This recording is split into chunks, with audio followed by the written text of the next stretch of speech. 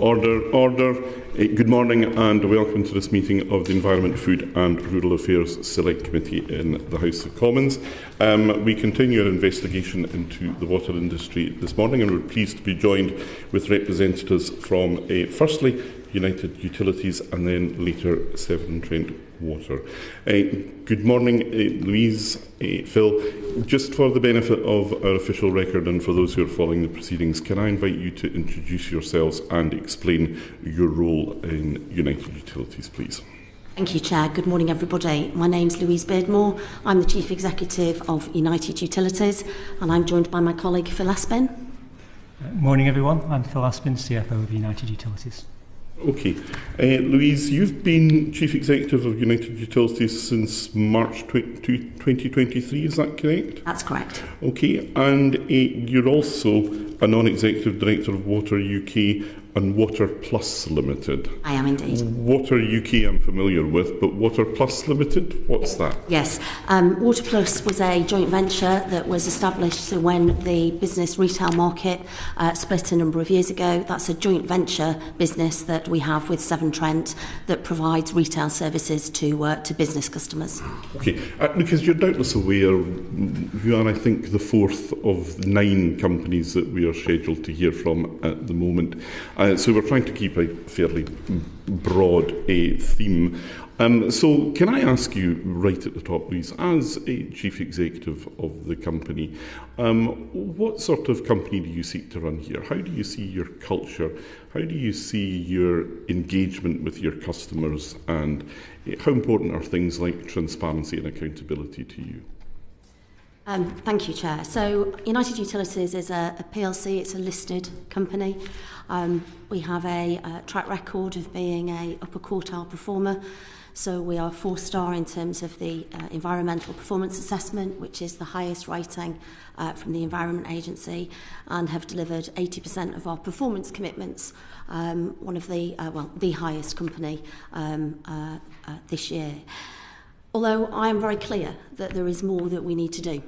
There are key areas where we do have strong performance, particularly in areas such as vulnerability, support and affordability, but there are key areas where we do need to improve our performance, particularly in the areas of storm overflow activations and internal sewer flooding. Mm-hmm. I'm very clear that we need to do more, and that's why we've set out one of the biggest investment plans to transform services that are delivered to our customers. Mm-hmm. You asked me the question about how important service was. Service is exceptionally important. My background is customer service. We are integrated into the heart of our 5 communities in the northwest, 5 very, very disparate counties. Mm-hmm. Cumbria, for example, is very different to Manchester. And so listening and responding to our customers is key in terms of delivering the services that they and we expect to see. Mm-hmm. And how important is transparency to you? Transparency is extremely important, and as a listed business we operate high levels of transparency. Mm-hmm. And there are areas where we've had to improve and recently. So I can give you an example, Chair, where we've been working recently with the Information Commissioner because I don't think we got transparency right mm-hmm. in terms of providing information that was being requested of us. And I think so when you say you were working with, you had refused to release information and it was appealed to the Information Commissioner, is that correct? That is correct, yes. Mm-hmm. And United Utilities had applied quite a narrow interpretation of the information that was being requested, and if I'm honest, was getting used to the amount of information that was being requested of it as a business.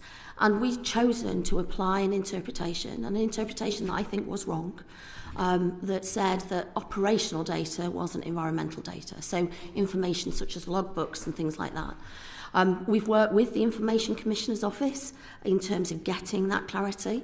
I'm pleased to say that we've released 16 million lines of data in the last 12 months, so in terms of that step change we're making in terms of transparency. I have a dedicated team who are doing nothing but responding to those information requests. Mm-hmm. And what's actually important is that we make that shift. So instead of customers having to ask us for data, we actually provide it initially. So we're one of the few companies who's now publishing their annual spill data, not annually, but now starting to release that every month, for example. You'll be familiar with the group Windrush Against Sewage Pollution and Severn. I mean, they were the group that asked you to release information. You refused. That was then appealed to the Information Commissioner, who ordered the release. I'm not quite clear about what happened then. Did you appeal the Information Commissioner's decision? So what happened was we sought clarity from the Information Commissioner based on the data that was to be released. How long did that process take from beginning to end? I think that process was about 12 months. I think it took too long. And when did we get that information? So the information has all started to be released over the last 4 months. I mean, from what I understand from WASP and Save Windermere, there are a number of sewage pumping stations and sewage treatment works at Elterwater, Glebe, Grasmere and Coniston where they still don't have data. Is that correct? I don't think that is the case, Okay, Chair. So they would now have that information. So they now have that information, and we met with the campaign group only a couple of weeks ago, actually in person, to clarify that they had all the information that they have. They've now not got an open direct contact into the dedicated team and the information officers that I have assigned to ensure that they have all of that data and information. They also have access to me personally, and I do speak to them. So if there is anything that's outstanding, that's not been escalated to me or to my team. But those direct communication channels have been established, and I think that's also important. That's a lesson learned. It is indeed. Okay, thank you for that. Look, can I take you then to the reporting of your pollution incidents in the year 2023 to 24? An increase in 71%. How did that happen? Yeah, so we've always been quite a strong performer in terms of our pollution performance, so setting first or second place, that isn't complacency because there is always a lot more to do. But last year we did see an increase, as you rightly say, 216 pollution incidents. And what we experienced last year were two factors. 30% of my pollution incidents are actually caused by issues associated with power resilience. So this is where we are losing power resilience, and this is a particular issue for us in the northwest. And as a result of that, that is causing those pollutions to happen. And we also... You're talking power cuts here? Sorry. Are you talking about power cuts here? Yes, it is, right, yes. Okay. And the other additional factor that we saw last year that contributed to the significant increase was the number of storms that we experienced in the northwest. So we had 12 significant named storms, and what we see is that the number of pollutions during those storm periods significantly increases. There is a huge amount that we are doing to address particularly the power resilience issue, where we're making additional funding and investment to provide additional resilience. So over £100 million worth of funding that we're providing to ensure that we've got backup generation and secondary power supplies. Particularly rural parts of our community in Cumbria and Cheshire are fed by our overhead lines and therefore susceptible to these forms of interruptions. These can't be new problems, though. I mean, the power supplies, storms even as far south as Cumbria are not unknown. No, but what we are seeing is a significant increase. So we're seeing a significant increase in the number of those storms and the impact that they're having. As I said, it isn't a circuit supply that we have in those parts of the northwest, it's overhead lines. Just to give you an indication, in Lake Windermere, we're putting in 45 specific power generation projects and backup supplies, where this is funding that we're providing because we want to ensure that additional resilience into the system. So look, sticking with the data from the Environment Agency for 2023, you have the worst performance of all water companies on the average number of spills and for spill duration. You're responsible for over a fifth of all reported uses of sewage overflows. What went so badly wrong in 2023, and was there any difference in your monitoring in 2023 compared to previous years? So, two things. There was additional monitors that were installed, so we were increasing our level of monitoring. 2023 was an exceptionally wet year. I'm very clear that we need to reduce the level of combined sewer overflow spills that we have across the northwest. And if I can just for a minute, one of the factors about the northwest that is different compared to the rest of the UK is that we have the highest level of combined sewer overflows infrastructure in the northwest. What I mean by that is that 54% of our infrastructure is combined. So that's where the sewerage pipe and essentially the surface water is combined together. And that compares to the national average of 33%. And if I go to Merseyside, that's over 80%. So we've got a particular challenge with the fact that we've got this combined infrastructure. We have a higher level of rainfall. And that's why we've put forward the biggest combined sewer overflow plan of any company to reduce spills by 60% over the next 5 years in terms of the infrastructure that we need to deliver.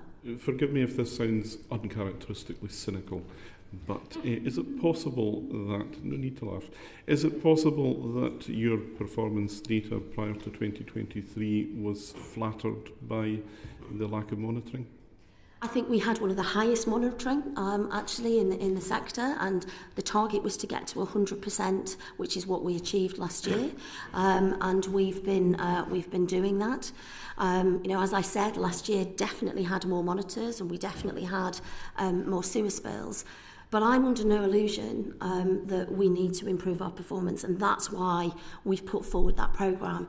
And if I can just sort of share with you that the work that we've already started, so we're not waiting, and the work that we've already started, when we communicate in a couple of weeks' time our results in terms of combined sewer overflow spills for this year, we will have seen a 20% reduction in the number of spills and a 30% reduction in the duration.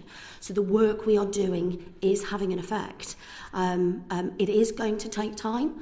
I wish I could change it instantly, but essentially it is infrastructure that we have got to build and install, but the work that we are doing is having an impact. Okay, look, I appreciate that you've come to acknowledge the difficulties and to explain how you're going to move on from that, and I think that's something that we will all appreciate.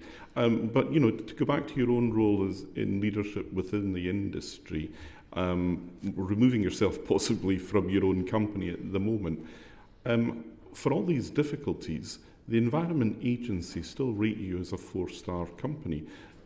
How does that happen? There are a number of factors that classification takes into consideration. So it looks at different measures, so a series of different measures. It looks at things such as serious pollutions, the level of pollutions. It looks at have we delivered all of our capital programmes and infrastructure, for which United Utilities has got a 100% track record of doing so. It looks at what we call supply-demand balance, the amount of water that we have. So there's a series of different measures that performance criteria looks at. The Environment Agency are consulting at this moment in time about making changes to what they call the EPA classification, and going forward that will include combined sewer overflow spills. Okay. Now, just sticking with the business about rainfall and storms for a second, the Environment Agency estimate that only 6.8% of your overflows spilling over 60 times in 2023 were down to exceptional rainfall. There's a bit more to this than just bad weather, isn't there? There is, absolutely, and quite a lot of this is about hydraulic incapacity that actually sits in the network itself. And that's one of the reasons that we've been able to achieve the funding that we have from Ofwat, and the Environment Agency, who have quite rightly scrutinised the programmes that we've put forward to make sure that the programmes that we've put forward for investment are about delivering this additional hydraulic capacity that is needed in the system. Mm-hmm. And actually, Ofwat have given you a 30% overflow usage reduction target. How confident are you that you're going to be able to meet that then? I'm confident because I am extremely focused, along with the rest of my team. As I think I've just mentioned, we've already seen this year, when we communicate, we'll be seeing a 20% reduction. There is a lot of work that we've got to do. There's a lot of infrastructure that we've got to put in the ground, but we're extremely focused on delivering that step change. Okay, Thank you very much. We're going to move on now to some questions surrounding pollution reporting and major incidents. Jane, do you lead us on that, please? Thank you for coming. Please excuse my pronunciation if I get the names of places wrong. I'm from Cornwall, not the northwest. The BBC reported on untreated sewage being released at Wallasey pumping station, which is within an SSI by the Mersey. But the event was downgraded and the EA didn't attend. And the Panorama report got hold of 200 reports about pollution incidents at your sewage works, and in more than 60 of those cases, they were wrongly downgraded, apparently, to the lowest level category 4. So my first question is, why was the Wallasey event in the SSSI downgraded, and why didn't the EA attend? So I'll tackle both of those questions. The Panorama programme that you referenced, I think was extremely difficult for everybody to watch. We refuted the allegations that were made to us. We put forward somebody for that interview, and we provided a lot of data and information. We were very clear with BBC Panorama, as with the Environment Agency themselves, that it is the Environment Agency that assesses pollutions. It is not United Utilities as a company.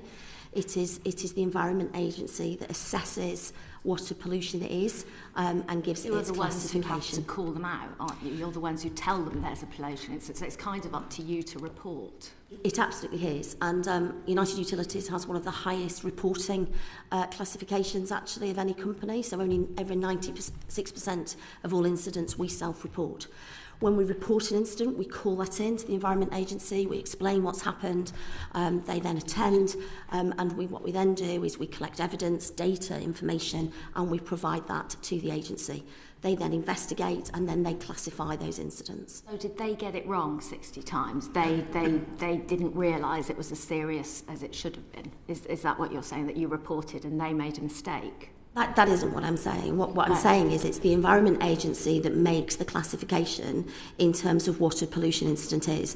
Our job is to make sure that we report them, and we report them timely. We provide that data and information, and then it is them as the regulator that do that classification.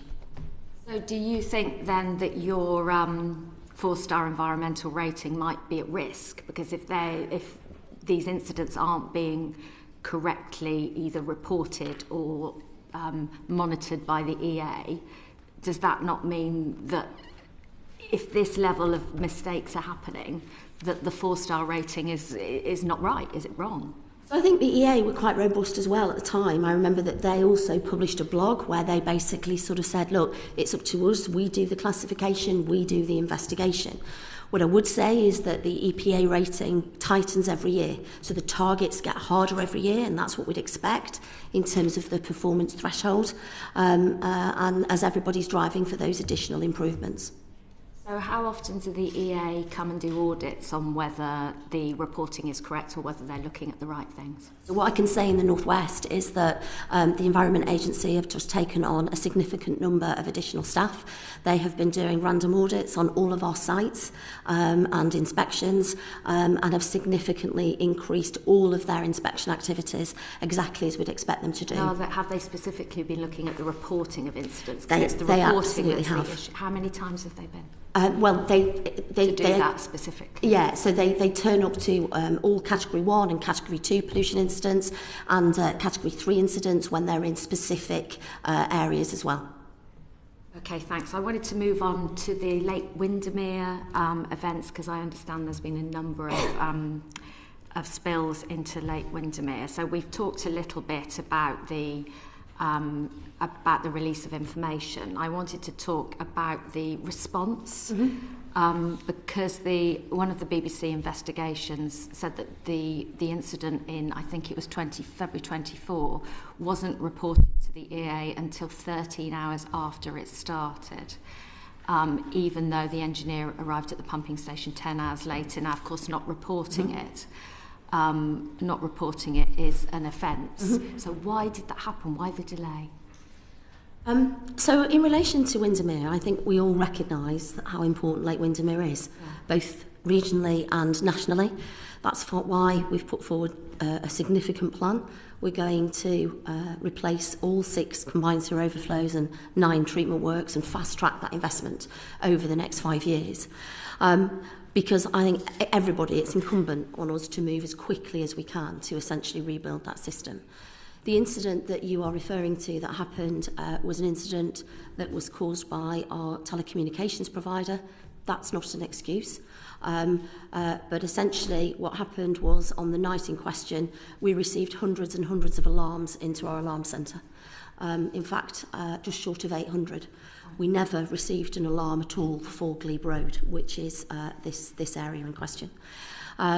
We investigated those, and what we essentially did was we prioritised both gas assets and water assets first from a health and safety and public health perspective, and then visited our wastewater assets. And we visited that morning, and everything looked like it was okay.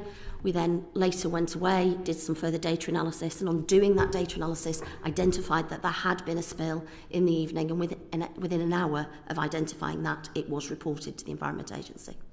I mean, I think there is a history of spills into Windermere, isn't there? So my question would be, this was only last year and it had happened previous years. So why have lessons not been learned? Because this obviously is a recurring problem. I think there's 2 things. One is, as I said before, I've now increased the energy resilience into Windermere. We are doing a whole series of individual energy resilience projects. That system issue took out both our primary and our secondary backup. So we'd actually put a secondary backup and it took that out as well. So that's meant that we've had to do additional sort of configuration.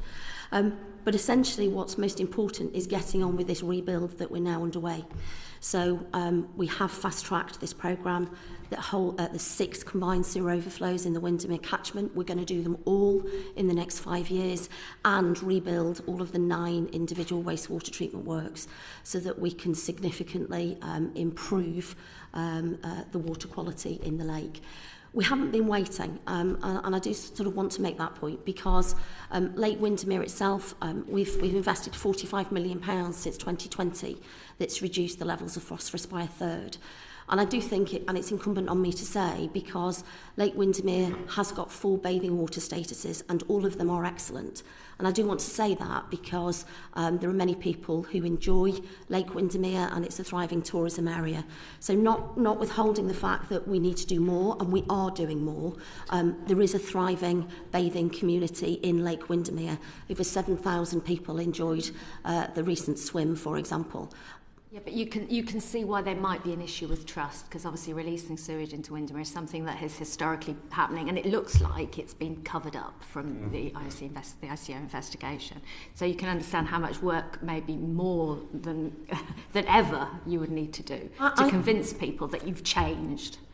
Yeah, I completely agree, and I think that's why we've put forward this plan, and we're doing a huge amount in our local communities. So we have a community hub that I've opened on the high street, so we're there for people to come in, to talk to us about the things that we are doing, spending a lot of time with the business community, out talking to different groups about the work that we're doing, and working with local NGOs as well, because there are things that we're also doing to help local businesses who also have treatment facilities that discharge into Windermere and septic tanks where United Utilities is helping. So this is about trust, and that's why we are putting ourselves at the heart of the community and fast-tracking the plans. I am very clear how important Lake Windermere is. This plan we've put in for the next 5 years, we will deliver, but it doesn't stop there. There is more work that's going to be needed so that we can protect the lake from climate change. And I'm hoping in the coming months we'll be able to communicate some additional work that we're doing with NGOs and community groups in that space too. Thank you. Leo, you want to come in then, Tim? Oh, sorry, Helena, I beg your pardon. Thank you, Chair. I think it would be fair to say that though none of us represent Lake Windermere, we all agree with you that it is a place of national treasure. And the discussion that you've just had with Jane about the data from Lake Windermere and exposing what's been going on there, how the legal battle that you had to withhold the information before changing your mind and then releasing it, how much did you spend on legal fees? in that process? We didn't spend any money on legal fees. It was a conversation that we were having with the Information Commissioner. We put in an appeal to the Information Commissioner to say, look, we're appealing this decision. We'd like some clarity and information. So it wasn't something we were engaged with in any sort of legal way about withholding information. No external lawyers were used? We have an internal legal team, so they would have been engaged, but we didn't use external legal teams. And we've sat down with the Information Commissioner. We've done that face-to-face. They're in the North West, and we've done that, and that hasn't had legal teams. How much of your internal legal team's time was taken up by that decision and that process? I wouldn't be able to sort of contribute an individual time, but what I would say is too much time. So, I am very clear that this is about being open and transparent, and therefore that's the step change that I've made. It would have been better to put your hands up at the beginning, release the data, work with the local groups and campaigners. And I think it would be fair to say from what we've just heard that it's only because of those campaigning groups like Save Windermere, different charities who have been campaigning Fergal Sharkey, that the scandal has been exposed in Lake Windermere. So would you pay tribute to those campaign groups and thank them for their role in exposing this scandal, and agree that going forward your company will work with those groups, not against them? I work very closely with those groups. In fact, both Save Windermere with the team and with a lot of the local NGOs. I think there's more that unites us in terms of the things that we are actually focused on, and I'm very clear about the need to work together. In fact, I'm meeting with them at the minute on a weekly basis. That were it not for their action and their dedication, the scandal wouldn't have been exposed? We wouldn't know what's been going on in Lake Windermere? I think from a hindsight perspective, do I think that we should have acted quickly in terms of releasing that data? Yes, I do. But what I can say to you in terms of assuming the role, stepping into ensuring that we're delivering the right plan and we're responding to our communities. This for me is about driving levels of transparency. As I said, I've opened an information hub right on the high street. We are organising ourselves into each individual counties so we can be out there and we can respond. I do recognise that this is about trust, and that's why the plan we've put forward is critical, because it's £13 billion worth of investment. And just to sort of break that down, because it sounds like a huge amount of money, and it absolutely is. It's £7 million worth of investment every day we're going to be making into the North West. And I'm determined along... Investment, the point I'm trying to make is happening because of the work of those campaigners, and I think acknowledgement of that is very important. But I'm going to hand back to the Chair because I'm conscious of time. Okay, Tim. Well, I just want to build on this point about transparency. Is there a cultural problem in the company around being transparent and open with the public? I don't think there is. I think we boxed ourselves into a corner around what was environmental information and what wasn't. And I think we became focused that operational data was operational data and not environmental data. And the reason that I say that, I don't think that is the case. We now have a dedicated team. We're responding to all data requests within 20 days. But for me, going forward, it's about how can I make more data open?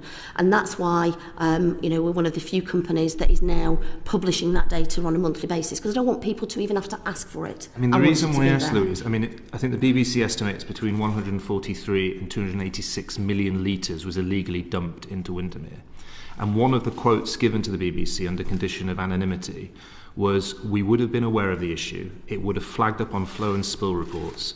I'm not surprised we haven't reported it.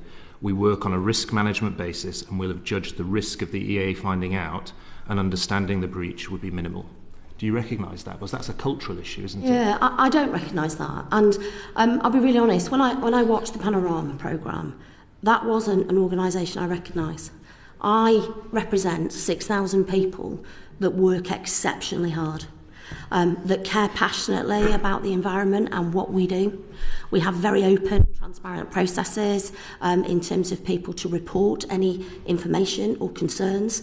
Since becoming Chief Executive, I've even introduced a process where people can contact me directly if they're concerned about anything, and they do.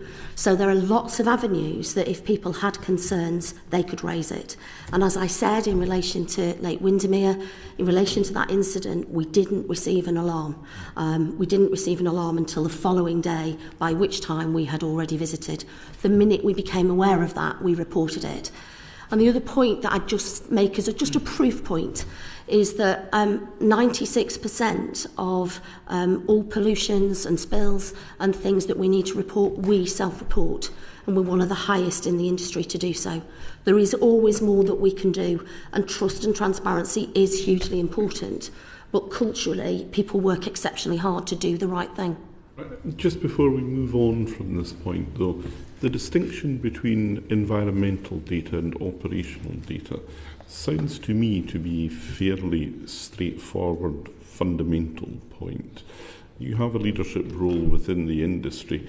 We've not yet heard any other companies struggling with this. How did that happen?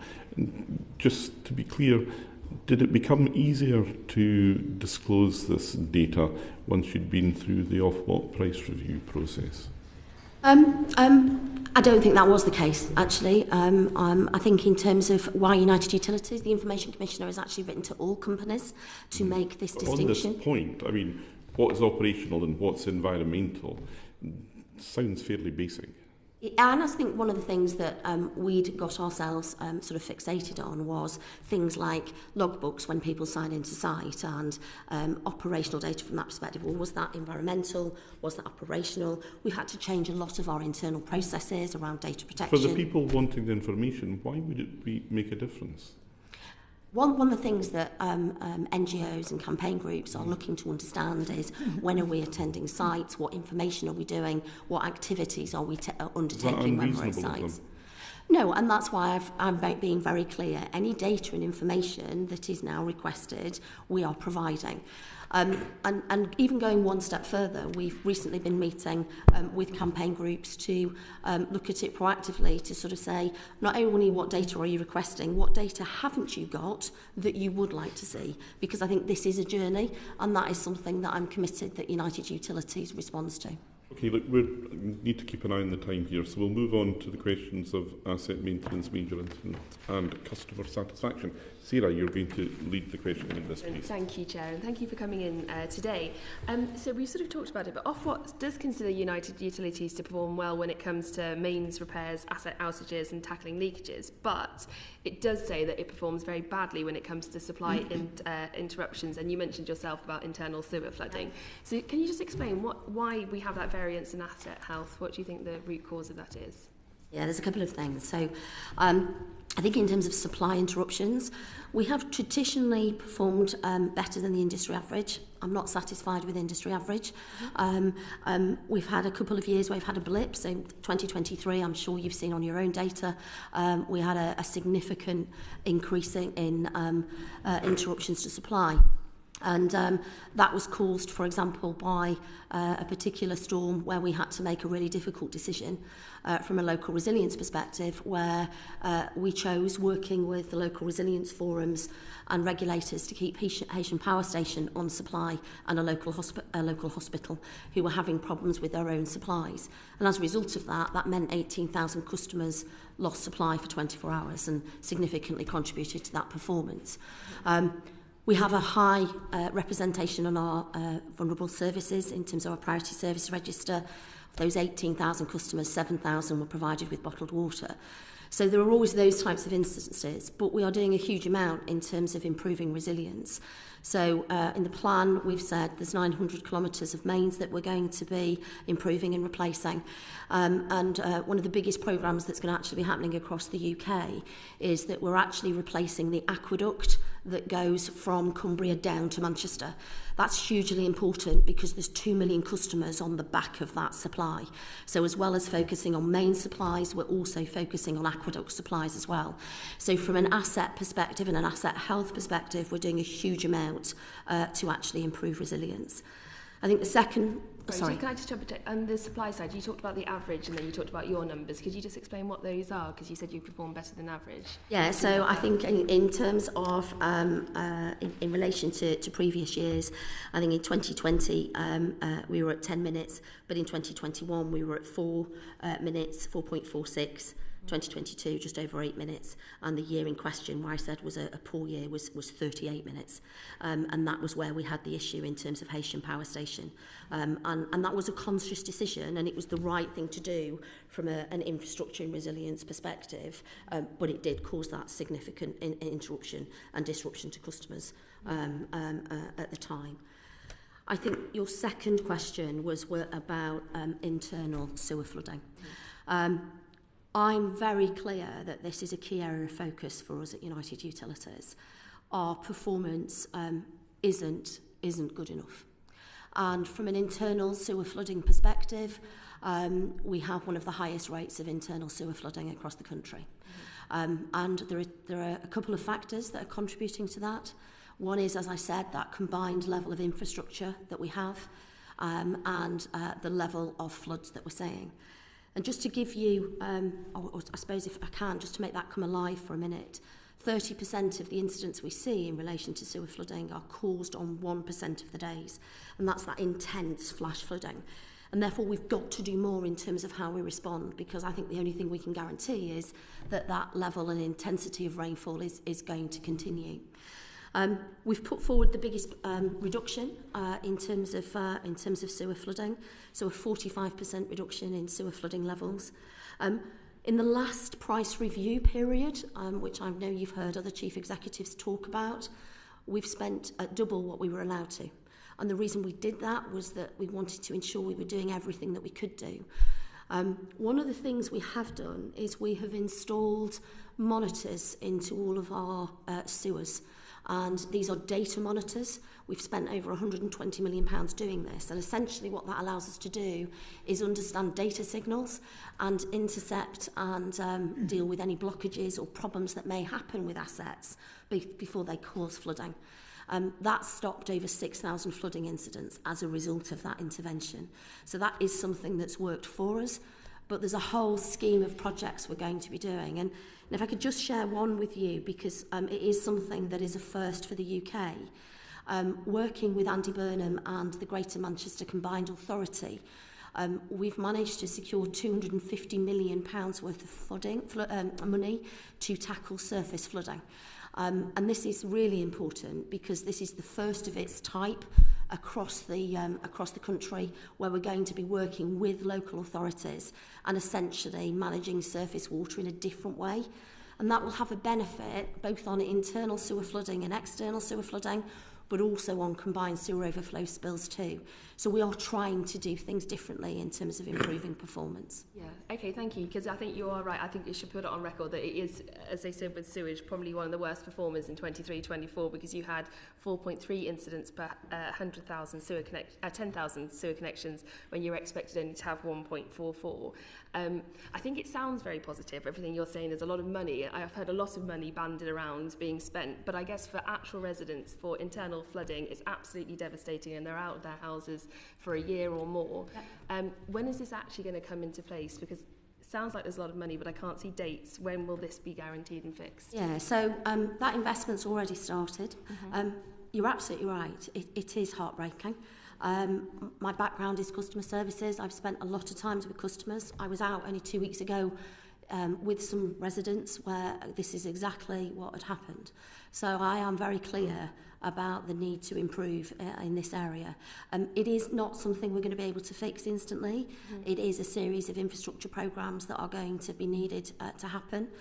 And at the same time, we are going to have to look more long-term about how we respond to the impacts of climate change, and in particular in some of the hotspots in the northwest, Merseyside being one of them, where 80% of the infrastructure is combined. How we drain the city is something that we're going to have to collectively focus on as we go forward. I think some residents would like to know, at least if you have a timetable and some sort of plans. I know you appreciate it does take a long time, but as I said, at this moment, I can't see where the priorities are, because you're doing a lot with Lake Windermere, you're going to be doing a lot on these different elements. I'm just conscious if is there actually a document of timetable that people can go on your website and see? There is. One of the things that we've done as part of this process is we didn't just submit one price review process to Ofwat.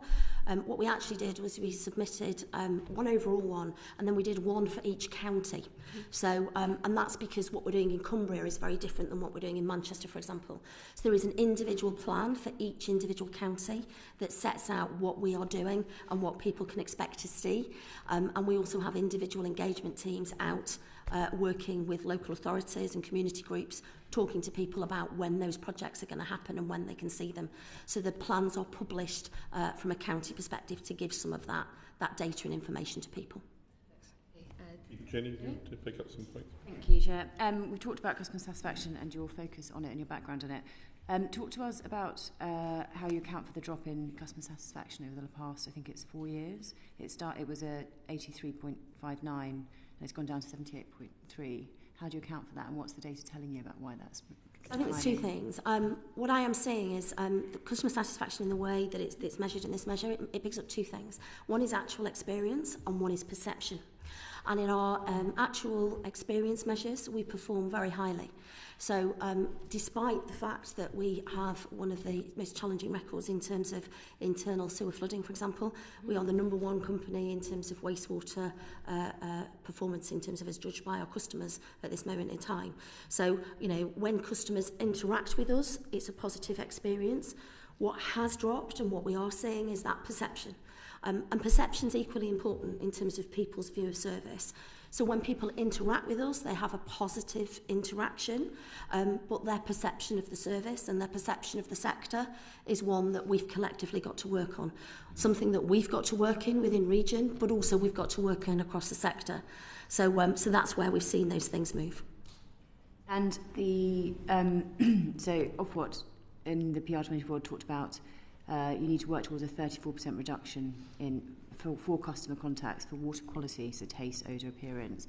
How much does that currently feature? I don't have the breakdown here of how much that currently features as your customer contact for taste, because that's not just perception. I have no doubt that that's true about perception, and it's an issue that affects the entire water industry, and we talked about why the reasons why specifically for Windermere, why that would be true, but there's also a point here around your product isn't sufficient. So the water that comes out of taps, there's an issue with that. So where do you sit at the moment? What is your data? And how does that compare to the sector average? Yes, so the sort of context that we see around taste, smell and appearance, one of the factors that we have in the northwest is at the age of our infrastructure, a lot of our pipes are iron, so we see contacts that are coming through from that.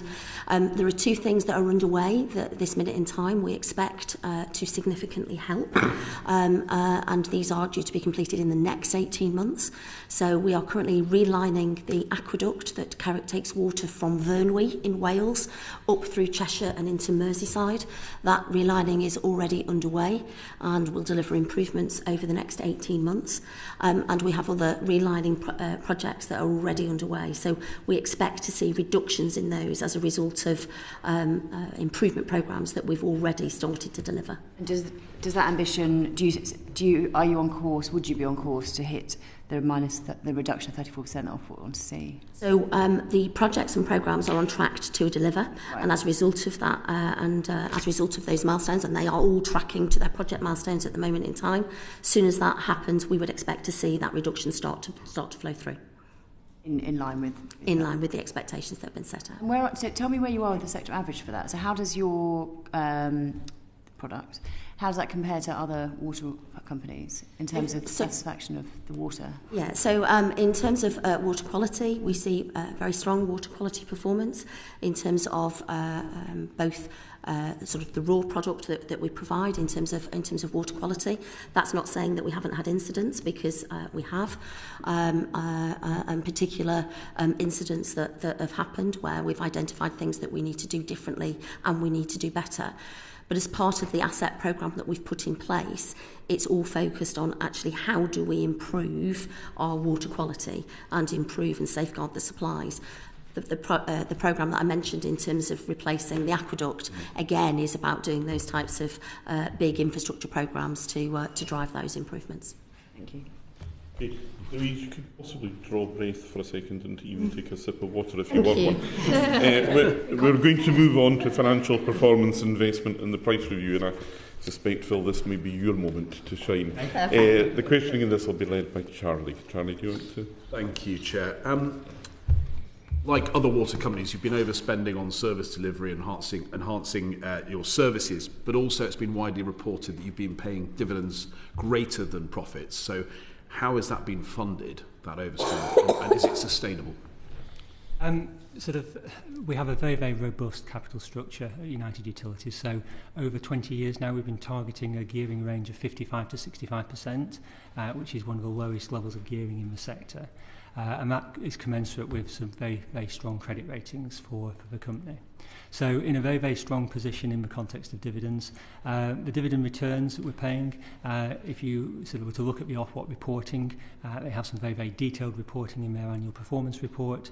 And typically, we've been paying out from our water company around about a third to a quarter of the shareholder returns that have been earned through that period. So those are numbers that you can check back into the APR process. So very sustainable.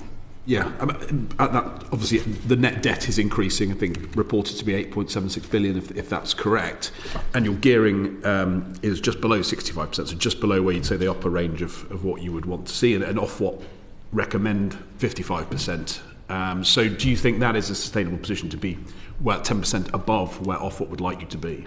It is quite complex in the context of there's quite a lot of adjustments that are sitting outside of the RCV, which is the regulatory capital value that the regulator ascribes to the value of a business. The group gearing position in our last reported results was 60%. The water company position is higher, as you state, and as we step into the next review process and what resets the regulatory capital value, you'll see the benefit of that reduce effectively. So we're very comfortable that we will be operating within that 55 to 65% range through the whole of the next 5-year control period. Now, you announced this £13.7 billion investment plan for the next price review. Ofwat of basically reduced that 13 billion. So does that curtail your ambitions to reduce pollution? Not at all. I mean, the scope of what we're delivering, we're very clear on. Effectively, as you would expect, Ofwat has challenged us to be as efficient as possible, and in doing that, effectively set us that sort of slight challenge to sort of work towards. So we absolutely will not be curtailing our ambitions in terms of pollution. If anything, as Lou's already said, we've been moving further and faster. We've accelerated a lot of investment into this 5-year price control period, and in this period we're spending around about £1 billion extra in terms of bringing things forward and moving faster and getting things done. Okay, so on a general point therefore, do you feel that the price review process is effective, given the fact that you, like other companies, are having to overspend? The price review process is a very complex process, I think it's fair to say, and does have its challenges. But we have accepted our determination, and we recognise that in the round it's the right sort of package for us to move forward with.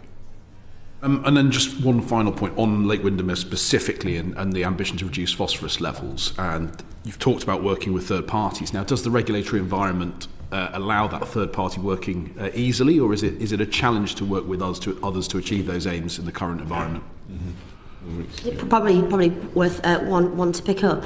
I think that one of the things that we've tried to set out is that opportunities to work with third parties, and how can we collectively come together in terms of agriculture, private supplies, to do things differently. There is a mechanism that's been set out by the regulator to allow us to do that. As I've said, we are working with the action groups, with the NGOs, with regulators collectively together, actually, to define what should a plan be for Lake Windermere after 2030, because what I'm very clear about is we're going to deliver those improvements, but we're going to need to do more, because from a climate change perspective, that isn't going to be enough.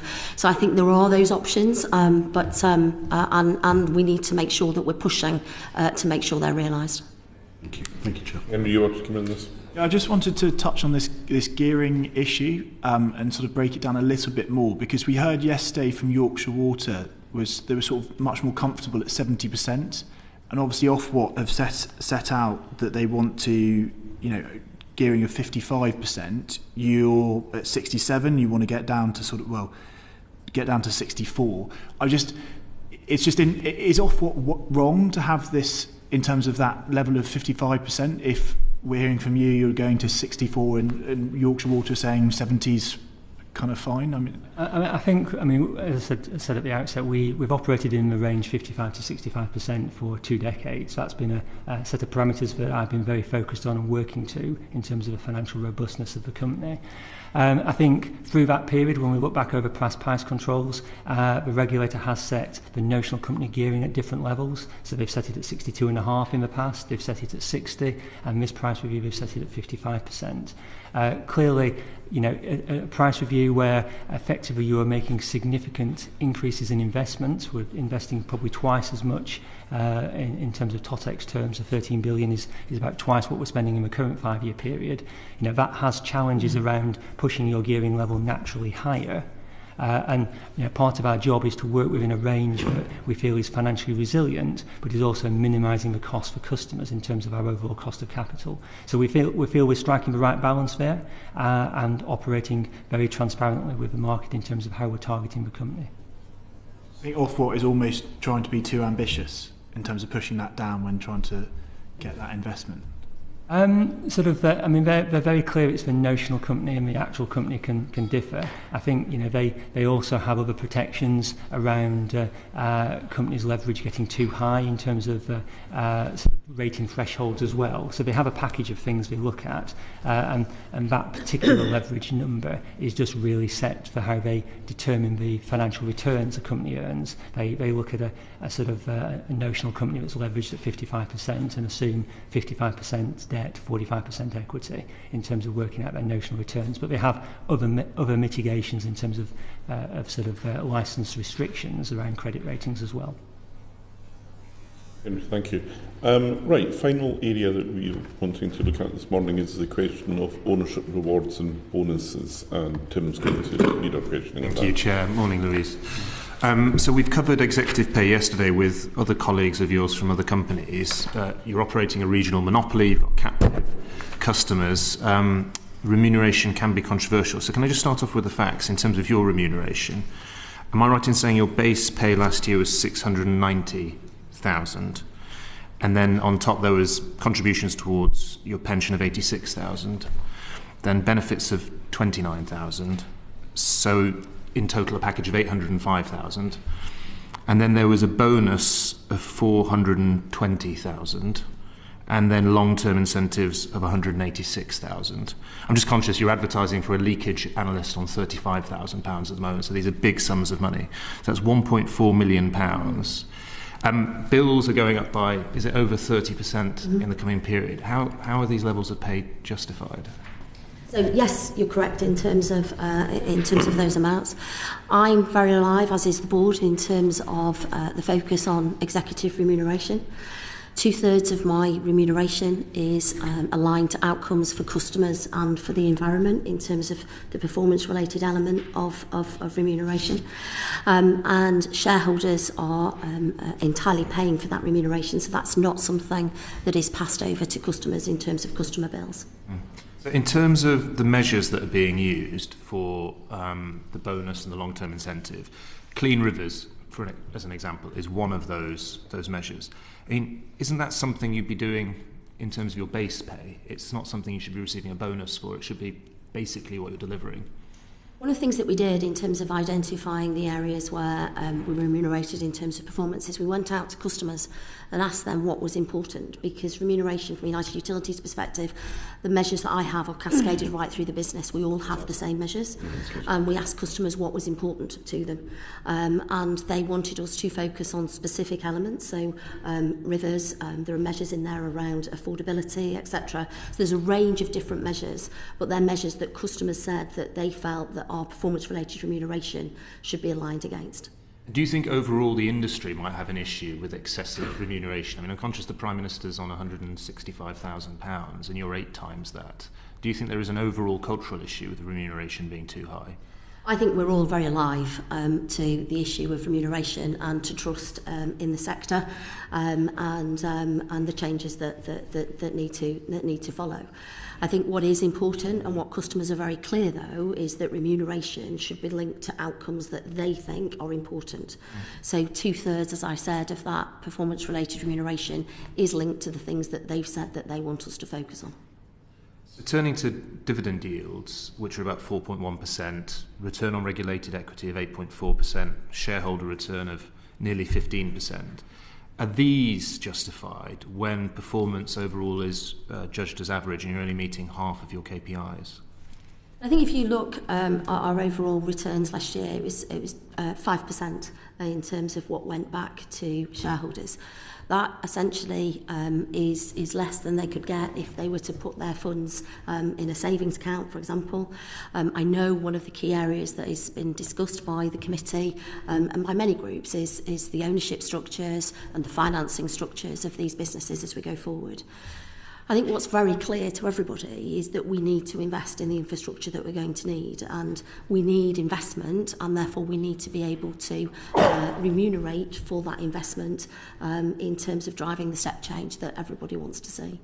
I think stepping back, the public will see the Windermere issue, they'll see their bills going up, they'll see, as I say, average overall performance, only meeting half of the KPIs. And I mean, between the two of you, over £2.5 million worth of pay. I mean, there is a cultural issue, isn't there? So I think, if you look at remuneration was reduced last year in terms of the performance-related outcomes. And I think what customers, I recognise that any bill going up is unwelcome. We've focused hugely in terms of affordability support. United Utilities has got a strong track record of doing so. We're going to be able to help 1 in 6 customers, and £200 million worth of that support is being provided by shareholders. But I am very alive to the issues that you talk about.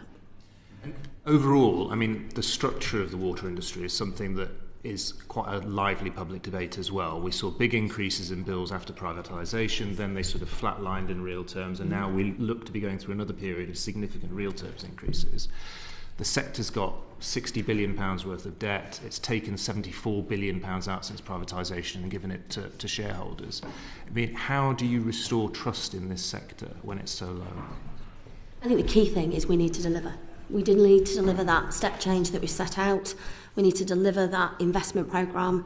We need to reduce spills. We need to reduce internal sewer flooding.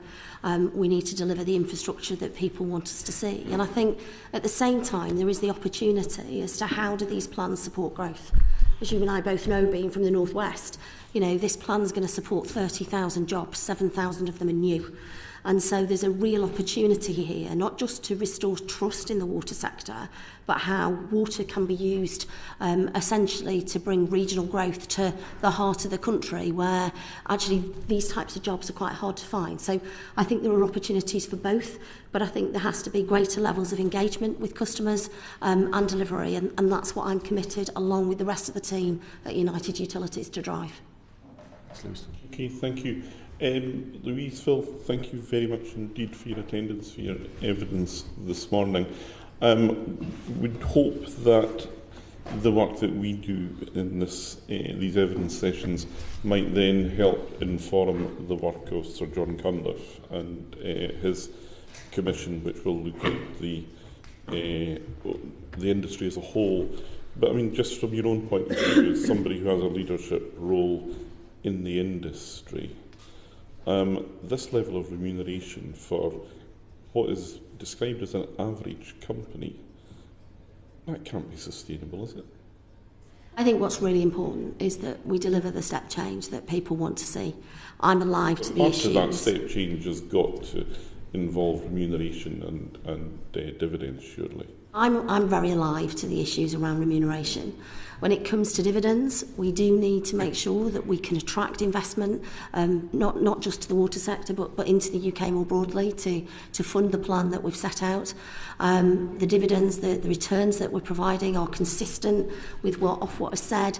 And we do have a track record of over-investing. So United Utilities in the last 5 years has invested an additional £1 billion worth of investment to drive those improvements. So there are benefits of being a a PLC and a listed business in terms of driving those improvements in performance that people want.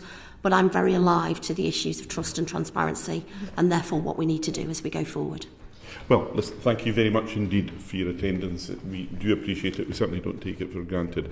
And we are hearing from other of your colleagues, and you'll doubtless hear more of our deliberations and conclusions in the future. But for the moment, thank you very much for your attendance. Thank you for your time. Thank you. Thank you.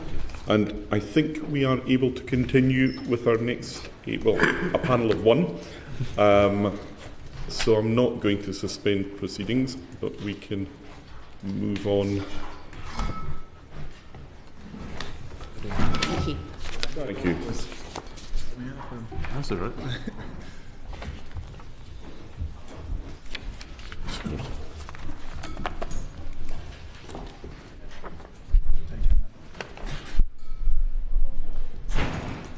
Morning. Good morning. Okay.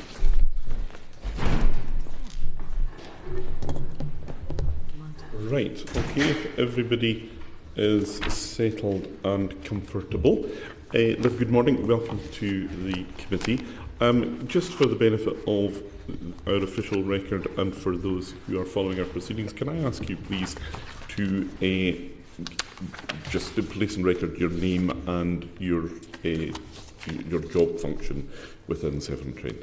Very good. So good morning, I'm Liv Garfield. I'm the Chief Executive of Severn Trent Group. That's 3 businesses. It looks after Severn Trent Water, which looks after water, I guess, from, say, Doncaster down to Tewkesbury.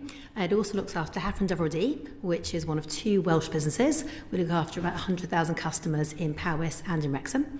And I also run the non-regulated group of businesses, in particular Green Power, which creates quite considerable renewable energy, including the country's largest food waste provider.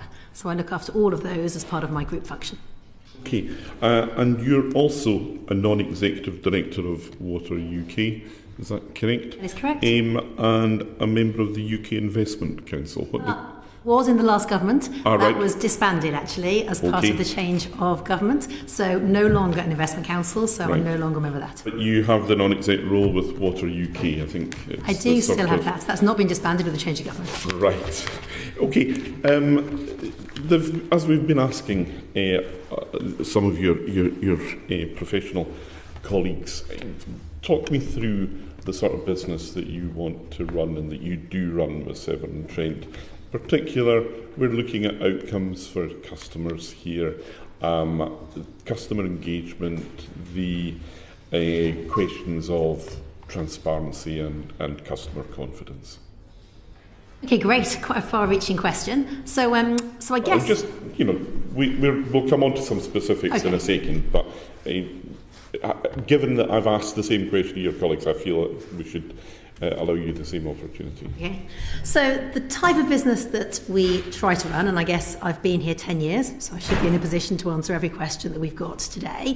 We try to run a business which is fairly balanced between goodness for the environment, goodness for customers, goodness for colleagues. So we are quite proud of the fact we have a very well engaged organisation, and also feels fair for investors that they want to support us in our ambitions for the future. And the 3 facts I'd give on those 3 groups then. So for customers, we're passionate about outcome delivery incentives. They are the measures that customers have said they care about most. And we're proud of the fact we've been sector leaders for the last 10 years. There's loads more we can do. There'll be loads of questions you have on particular measures where there's definitely more we can do, but we are proud that we've performed strongly in that space. On environment, we are proud that we've had 5 years of being 4-star status. That is the measure the Environment Agency uses to judge environmental leadership. Again, more we can do, and we're confident of being 4-star again this year for year 6. And then I think for our people, there are about 2 million companies that where Glassdoor is completed by their employees. We were delighted to be company 28 out of those couple of million companies this year. So that means we have very high engagement in our organisation. So I guess if I was to say one word as to what we try to create a balanced organisation. It's definitely not perfect, but it's continually improving. Okay, look, can we maybe just address what we might refer to as the elephant in the room? Yeah. You did come to public attention towards the end of last year in a Panorama documentary. the company has described the allegations as being completely inaccurate. Yeah. Now, you may find a ready audience in parts of this building for those who feel they've been misrepresented by the BBC. So we want to just give you the opportunity to put your case here. But just to be clear about what it was, and I'm going to read this because it is quite complex. It was suggested that a Severn Trent SFV used what's termed an accounting trick to inflate the company's balance sheet by 1.68 billion. This started in March 2017 when a shell company with no money or assets called Severn Trent Trimpley was set up as part of the group. Another Severn Trent company, Severn Trent Draycote, which owns the water company, agreed to buy Trimpley for £2. Is that correct so far? That is what Panorama said. So Okay. you're definitely reading correctly what Panorama said. Trimpley then issued additional shares. Draycote bought them for £3 billion, but no money actually changed hands as Draycote paid a £3 billion loan note, let's call it an IOU. But the consequence of that was that Trimpley immediately appeared to be worth £3 billion because it held an IOU. Severn Trent Water then acquired 49% of Trimpley, and that investment was valued in the water company's accounts at 1.47 billion. So, reading it short, you've got a fairly substantial asset here that just seems to have been created out of thin air. So I'm talk us through this? Absolutely delighted that you've asked me this question, because we're still not at all happy with the way Panorama outlined the situation. So I think the allegation that you're asking about is whether we have got anything non-transparent, anything misleading, and anything in a strange account. I think that's the kind of summary of the allegations. Is that fair? So, first thing is, on a transparency basis, every single year, Severn Trent as a listed company has to file every single account and every single detail as part of being listed, and all of these accounts were consistently laid out through that 10 years. And it's worth remembering that Severn Trent has consistently won awards, actually, for being such a good, clear FTSE 100 organisation in terms of annual reports and in terms of how it lays out its accounting. So that's the first thing to be really clear of, is that we are a listed company. This has been analysed every year and laid out. So there's no way this has not been transparent. It has been consistently transparent. You're familiar with the concept of hiding in plain sight, though? But this is, okay, so let me get to the second part, right? So the second part I think you're highlighting is there something funny in how this is laid out, right? Oh. And fundamentally, the reason that Trimpley was created, which we did share obviously in advance with Panorama, is quite simply the way that UK accountancy works is that it's the single rules for every sector. And most of the time that works really well. We, unfortunately, as a sector, have a few things which are off-balance sheet items worth quite a lot of money. And so ODIs, as I mentioned in my introduction, is something Severn Trent has done very well with. And ODIs effectively are rewards that you earn if you have strong customer service. And so you earn ODI rewards. So sorry, did I not explain something clear enough? Yeah. Sorry, no, it's fine. Okay, so you earn ODIs, outcome delivery incentives, and they're an off-balance sheet item until you put them on the bill.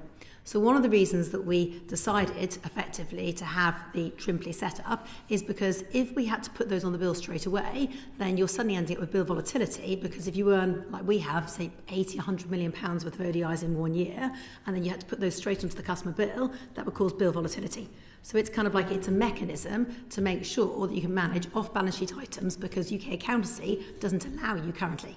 Now, there is a belief that UK accountancy is going to change in the next couple of years, and we welcome that, and we've been lobbying hard for that change, so we look forward to that if that comes through, but it's for reasons like that. So it's definitely not hidden in plain sight, it's that it's clear and it's open and it's clearly published.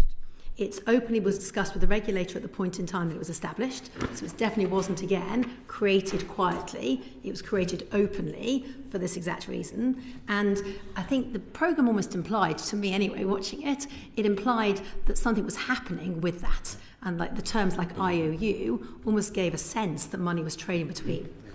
In actual fact, that was created as a mechanism. It's never been used for anything like dividends. So I think that's the implication, is it's being used to fund dividends or for money to be removed from the company. That's not the case. It's never actually occurred on that basis. It's valued at 1.4 billion and you've never had 1.4 billion of ODI. Oh, no, so I understand your point. So you're saying, so it's valued at 1.4 billion, so we created that structure, so yes, and we haven't made 1.4 billion yet in ODIs. We've made, in the last 5 years, about 420 million, and in the 5 years before that, which is the same time period, a few hundred million, and then this year's number will be over 100 million. So decent numbers, but no, not the 1.4. But I think the implication of the question was, have we then used it? Effectively, it's a structure that was used to safeguard customer bills, but it's never been paid for dividends. It's always had tax paid on it. It's not hidden. It is openly, fairly reported in the accounts every single year since creation, openly discussed with the regulator and made really clear.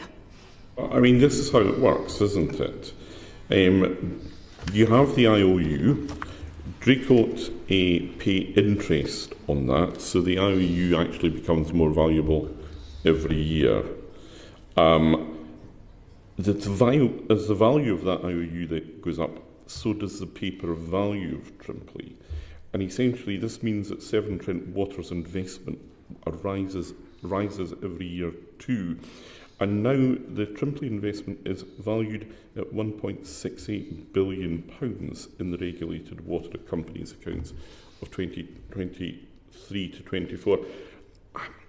Who else in the industry is doing this? So I don't know other people's accounts. That'd be wrong of me to sit in front of a select committee and comment on other people's accounts. But in answer to your question... I mean, you're part of the industry leadership. You're part of the water council. Yeah, but lots of companies... There's only a handful of companies that are listed. Lots of companies don't report accounts at the same level, in the same detail, which I'm sure you've raised as part of this process. So in answer to the point, though, I think, is it creating surplus value that is being used in some way? Not at all. It's part of the total group money, and that's what it is. So it's an open group aspect that is laid out there. It's like a savings account. Taking all that at face value, you're a water company. Why on earth do you need this sort of corporate structure and governance? Is this not symptomatic of a wider problem within your industry? So the reason we need it, as we said, was to avoid, the hundreds of millions of pounds from ODIs causing volatility and other aspects like that. So we created it as customer protection. That's why it was created, is customer protection, because we have off-balance sheet items that need to be sorted. So it's created to protect. In terms of, so that's why we needed it, was we took a view that it was a good thing to do to protect that risk of volatility. It was cautious, it turns out, because we've not had to use it. So at no stage since it was created has it actually had to be drawn down or used. Instead, we've been able to manage on an every year basis. But I guess it was done as a protection. In terms of wider, I think from a Severn Trent historic perspective, I mean, we are listed and have been the entire time. Everything is openly available to see. We have, again, across sectors, had really strong feedback from independent organisations that judge our transparency as a listed organisation versus all other FTSE 100 listed organisations, and not be found to be wanting, in actual fact, found to be praised. So I don't think it is fair to say that we're not transparent and we did it in any manner. And the BBC's suggestion was that this was to justify greater dividends to shareholders. And again, not true at all. And one of the big things that we're still very grumpy about is that, that implication, accusation. It has never been used to fund a dividend, number one.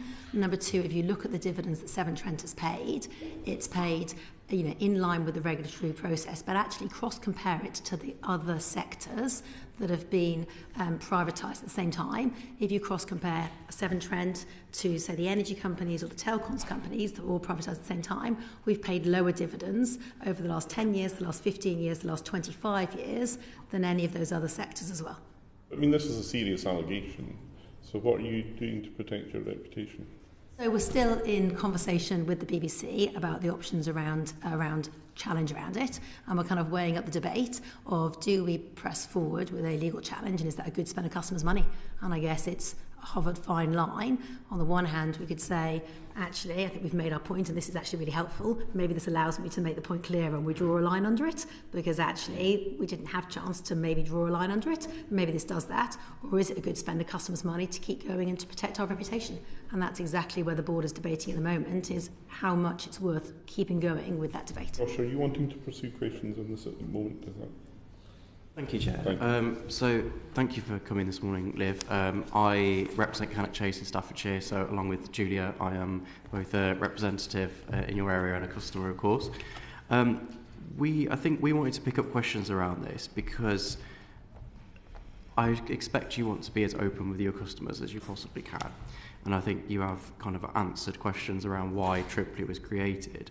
But what concerned me a bit more is that we can see around about the time this was going on, Severn Trent were paying out more in dividends than you'd made in profit during the sort of a few years after 2017. So does that give the impression that cash is being drained out the business if you're paying out more than you've actually made in profit? So if you look over, so I don't know which particular date, but if you look over a 5, 10, 15-year journey, then we've not paid out more in dividends than we've made in profit. So there might be an individual year, but there is not over a AMPS of 5 years. You invest different amounts in 5 years, so you can end up with a particular year where the capital programme is larger, and that means the profit is slightly lower. And we do try to front-end capital investment, so you can see that come through. But over every 5-year period, we've not paid out more in dividends than we have in profit. So we're definitely not draining the company. If you look at 2 data points, so the share price is about £25, and we pay out about £1 in dividend, to give you a perspective. If you look at the percentage, that's about 4%. And if you cross-compare that to money something a customer would get in the bank, it's about the same. And don't forget that what's unique about Severn Trent, which is good news for yourself and Julia, is only half of your customers, I bet, Bill anyway, but I guess 50% good and 100% good, is that our investors actually put cash into the business quite considerably in the last few years in advance of regulatory settlements. So we did 2 equity raises to fund investment in the last period of time, 250 million about 4 years ago and $1 billion last year, and that's allowed us to front-end investment. So I think, we're conscious of the public debate on dividends, and as such, we've been really cautious for the entire listed time. Now, I can't take praise for that before my time, but certainly for the last 10 years, we've been very conscious of only paying dividends that are right and are fair. And don't forget, they're not nameless external international corporations, typically in Severn Trent's world. They're people like West Midlands Retired Police Force, big owner of the Severn Trent shares, or North Yorkshire Police Force as well. It's actually a lot of customers, original customers of privatisation, that have never sold down their shares. And with the cost of living increasing, they do need that dividend payment, which is why we've continued to pay the dividends over those years. Would it, if cost of living is an issue though, would it not be preferable to keep bills down? I mean, alongside all other water companies, you've asked for enormous increases in customers' bills. So if giving out dividends to customers to help them with the cost of living is part of the consideration, why don't you just lower bills? So both of those have got to be the answer. Nobody should fear a Severn Trent bill arriving on their doormat. And I've consistently said that for the last few years. And what we've said is there shouldn't be any customer that lives in Severn Trent. There shouldn't be a postcode lottery whereby they can't afford their bill. So we're actually going to be helping 1 in 6 households with financial support over the course of the next 5 years. So that's kind of like half of this room, if you think about it that way. One in 2 of us, I guess, here, this part of the room will be funded to help with their bill. And we don't just give a little bit of support, we actually support up to 70% off the bill. And if you have any customers, like yourself or Julia, that need that support, then we want to find them. We're going to effectively a massive variety of different places, food banks, community halls, MP open offices, to try and find any customer. We're also quite proud of the fact that we have the second lowest bill in the land, as you'll know, and that's because over a long period of time, we've not allowed ourselves to run up costs that are unnecessary. We've kept ourselves very tight on that basis. So I think we are conscious that bills are going up, and we've personally communicated to every customer twice now about that to make sure they can at least help with the planning. So we wrote to every customer just before Christmas as soon as the price fee was settled, and we wrote to every customer again last week. Again, I know it's something that not everyone in the sector has done, but we are conscious it's our responsibility to manage this increase. 81% of customers supported the investment programme, so we have got overwhelming support. That's much higher than the sector average, actually, for the investment plan to be supported, but there still will be some customers that are struggling, and we need to help all of those. Can I just pick up on that? Because I was really interested in your previous answer, how you explained the Trimpley savings account was a rainy day account to avoid the volatility of bill increases. And yet the increase that you're describing, the 47% increase, is the highest increase of any water company in the UK.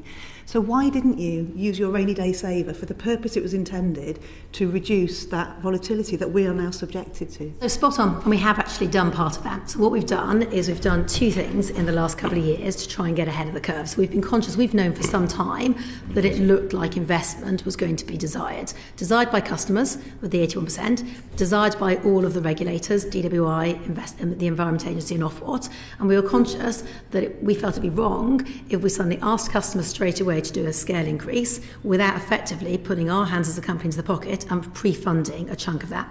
And we've pre-funded two parts, so scale numbers. We pre-funded the Green Recovery Programme, which was £650 million worth of investment over the last 3 years. We funded that for the last 3 years, and then we'll only just begin to get the money paid back over 25 years, starting in April now. So we've carried the cost of that £650 for the last 3 years. And we've also pre-funded £450 million early transition spend over the last 18 months. Again, at risk, not sure if the regulator would have approved the plans, but confident that they would if they were high quality, and we've pre-funded that. Sorry, just to push back, but I can't square off the two different things you're saying.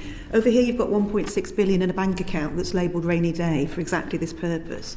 And over here you're saying you're borrowing at risk 600 plus 450 that you'll pay back over 25 years. Why not use the money that you say it's intended? Not borrowing, I'm saying we've pre-funded. So from your pot, from your 1.6 Trimpley pot? It doesn't. So what do you mean pre-funded?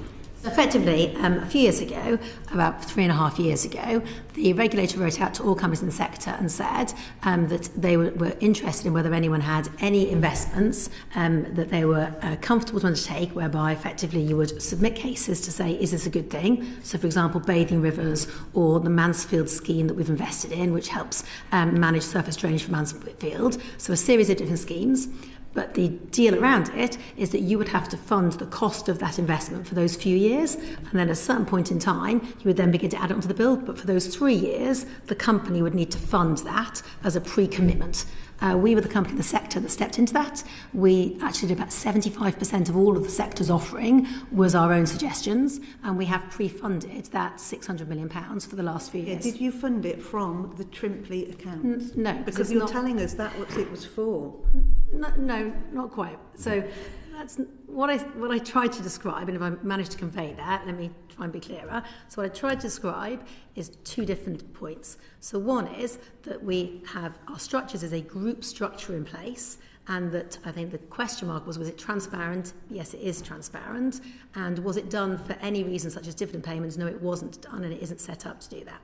And then the separate question was, can you not go early and try and help with investment early? And I'm trying to say yes, and we have done exactly that, to be fair. We're the only company that has done that. We've done that with £650 million of Green Recovery, and we've done it again in the last 12 months with transition spend. So I'm trying to highlight that I agree. I think companies do need to step into the space of getting infrastructure investment in, and before it goes straight onto the bill. I'm trying to answer those questions. Jane, you were... Yeah, I'm just trying to get my head around this because you've got Trimpley that was set up and then was bought by the water company, essentially, or given an IOU for £3 billion. So we're saying it's £3 billion. And you said the ODIs weren't drawn down. So is that £3 billion? Is that real? Is there any money in this company? What is that £3 billion? Effectively, it's kind of like, so I'm obviously doing a very bad job of explaining to you, so I'm genuinely sorry that I'm doing a really bad job. Me. No, I'm the one who's meant to be sat here explaining it to you, and if I can't explain it, I've got three of you asking questions, I'm definitely doing the bad job of explaining it. So I guess what I'm trying to articulate is as follows. So So Trimpley is real. So it's not kind of like those 3 pots that you see, I guess, when you go to Covent Garden and people move the pots around, right? It's a real structure in a real group setup. So that's what I'm trying to describe, is that effectively in a large company like ours, then we end up where you have structures. And there is the Severn Trent water structure, there is Haffron Dyfrdwy structure, there is the green power structure, and then overarching in a group level, there is the Trimpley structure. And I know it sounds complicated, and you say, but you've only got one company, how do you need these different structures? They're set up partly because we've got a group organisation, and partly because what we didn't want to end up having is we have these off-balance sheet items that we have to account for somewhere as accounting, but they don't naturally occur straight away. They don't match the time window of an annual year. So that's what I'm trying to explain clearly badly, is that. So it's not really 3 billion. It's off. It's a value of 3 billion. So the numbers that are named there are the correct numbers in the accounts, but it's not like, I guess, almost like Julie asked us, is it available cash to do something with straight away? It's a value. So it's a balance sheet value. I'm getting flashbacks to Enron. I'm struggling because without the amount, right, in 23-24, your retained earnings would reduce from 1.68 billion to 7.9 million, right? So profits over the same period were 1.246 billion. So effectively, Severn Trent Water paid out 369 million more than it made in profit in that period. And I guess that's the issue, right? I take that, and that's the bit I can't understand. Okay, so let me help. So let me take. I didn't capture those numbers, and I guess so I can't answer specifically. Very happy to follow up. If I take last year's revenue, which I know is a question you've asked other people over the last couple of days. So if you take last year's revenue, what percentage of last year's revenue has gone into dividends or has gone into dividends and debt repayment? So I guess it gives you a like for like on other companies who've asked the similar question in the last couple of days. No, I'm not asking like for like. This is a very specific question about... We have no comparison. Yeah, we have no comparison. No, I've not heard this before. Okay, so I guess I'm going to have to follow up afterwards, because I suppose the way I clearly need to do a better drawn out articulation to the committee of it, because I'm not managing it well enough now live, am I? So I think the answer probably is that I should follow up after with you. If it's your specific question, then I need to follow up. It's more that there's money in that pot that seems to have been used to pay dividends. It's not been used. No, it's not been used. It's the asset value of the company, right? Yeah. No. And that has an impact then on the retained earnings that then feeds into the profits and the dividends. So the dividends have always been funded consistently every year through revenue coming in. So that is not true. The Trimpley has never funded dividend payments. Well, anyway, maybe we'll be able to get clarity if you provide this in writing. Okay, so let's provide it in writing. But I mean, I can reassure you formally on that point. Look, that is clear. There's a reason why I practice law, not accountancy. But you set up a company for £2. You sold it for 3 billion, except you didn't pay the money, and you set it up for a purpose for which you've never used it. You can see why the BBC might find that interesting. And is it really fair to say that Panorama's allegations are completely inaccurate? Yeah, because I think the inaccurate element, which I think you're... No, completely inaccurate. So the inaccurate element is the inference that I take from it. So it's my assessment, I guess. So the inference I take from it is twofold. One is that we've used it for dividends, which we haven't. We've paid dividends every year out of the money we've earned. That's the inference that I think you're taking from it as well. That's inaccurate. And the second thing is that it is in some way not transparent or a trick. And that is also not true. It is part of a group structure. It's clearly reported in the annual report. It's clearly been shared with the regulator, and it's clearly been evidenced every single year since it was set up. I mean, I think this comes back to the dangers of off-balance sheet accounting, candidly, and we've seen the difficulties caused to that over the years. I don't know that we can really take this any further today, but I do feel that we're moving on with an awful lot of questions unanswered. on which point we should move on to the environmental performance. Julia, you were going to lead on that, and Josh as well. So Severn Trent is one of the highest performing companies for environmental performance. So how have you achieved this? Hard work every day, really. So I've got, I think the three things maybe we've done that are slightly different. We're a heavily insourced organisation. So we genuinely believe that if we're going to get the best out of our people, then having long-term Severn Trenters that work on patch, that are technically competent and are invested in, is our best chance of success. That's one thing we've done. So over the course of my time, we've grown from 6,000 people to around 10,000 Severn Trenters. The second thing is we care about it passionately. So we genuinely try every hour of the day, every day, to perform as strong as we can. We're not perfect. We've got a number of things that we still want to do much better on, but we are proud of the fact that we have landed 4-star status each and every year, and some years we've been the only company that has landed that. So we are proud of that. And the third thing is we've invested above and beyond. So we did do an equity raise a couple of years last year, and we did another one a few years back. And as part of that, we've probably invested more money of our own money, more investors' money, to try and perform really strongly. It's interesting, and I hear you say that you're proud of that record, but at the same time, so that last year, 23, which is the one we're all looking at the data for, the River Severn was the most affected river in the country for untreated sewage spills, and you were responsible for 4 out of 5 of the worst performing sewage treatment works. In fact, 6 of yours are requiring improvement. So how can those two things be true at the same time? So if you take the EPA metric, so you take it for that year, so the EPA metric is made up of 7 measures, and one of the measures is whether your works are compliant. And we've had a consistently strong track record, I think 10, 11 years of green against that metric, and so that will include those works that you're talking about. So I think the point comes to, we can have a very, very strong performance on works compliance, and we have got a very strong work on works compliance. That doesn't mean that we can't take stronger permits and actually make sure that what is compliant can become even better. You say compliant, but 4 out of 5 were the worst performing and 6 required improvement. Now, I know that you personally are a high performer. Are you satisfied yourself with those results? So, as I said, we are, if you look at that year for that particular performance, then we are in a really strong performance against the works compliance metric for the year. You're happy with that, being having 4 out of 5 of the worst? So as I said, compliance is the basic, isn't it? So compliance is the first rule of we've got to be good against it. What we're then trying to do is to make sure that we go above and beyond it, and that's why we're passionate about spending more money on anything. So no, do I ever want to be at the bottom of a league table on anything? No, I'm highly competitive. I hate that as an answer. Do I think Severn Trenters want that to be the case? No. So whenever watch out, because later on you're bottom of the heap for customer satisfaction as well. Good, I can look forward to more questions. But I think in answer to your question, no. So what we want to do is every time we see something, we consistently invest to improve it. So are we the finished article? No. But did we have strong performance that year environmentally across a balanced set of metrics? We did.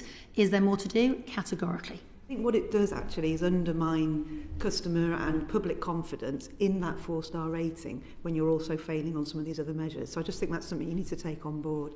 Let's move on to some specifics around storm overflow usage, because although you are better than the average in terms of that last year of data we're looking at, you didn't meet your pollution spill targets for 23-24, and actually your results were worse than the year before. So how do you explain that you're overseeing this deterioration in your results?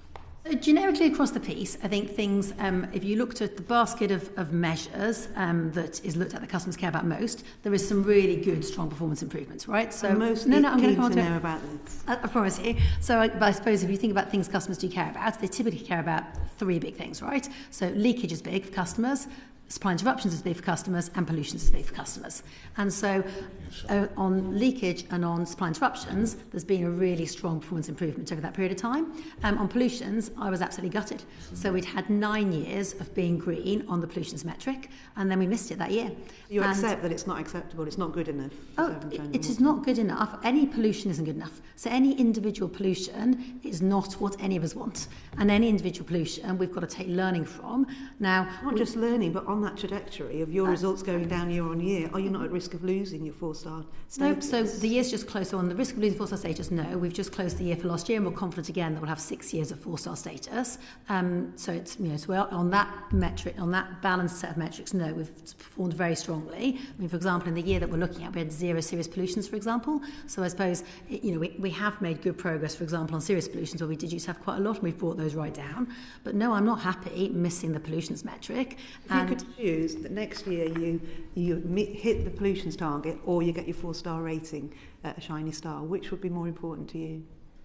Well, if you missed 4-star, to miss 4-star would be worse, because you're missing on a whole basket of metrics. So for customers, if I think about it on that basis, would they be happy if I hit one metric? Or, but what they want is and, isn't it? Everyone wants and. Yeah. So what my customers really want is what I want is and. They want me to hit all of the 7 metrics, and that's what I want as well. So that's what I need to strive to do.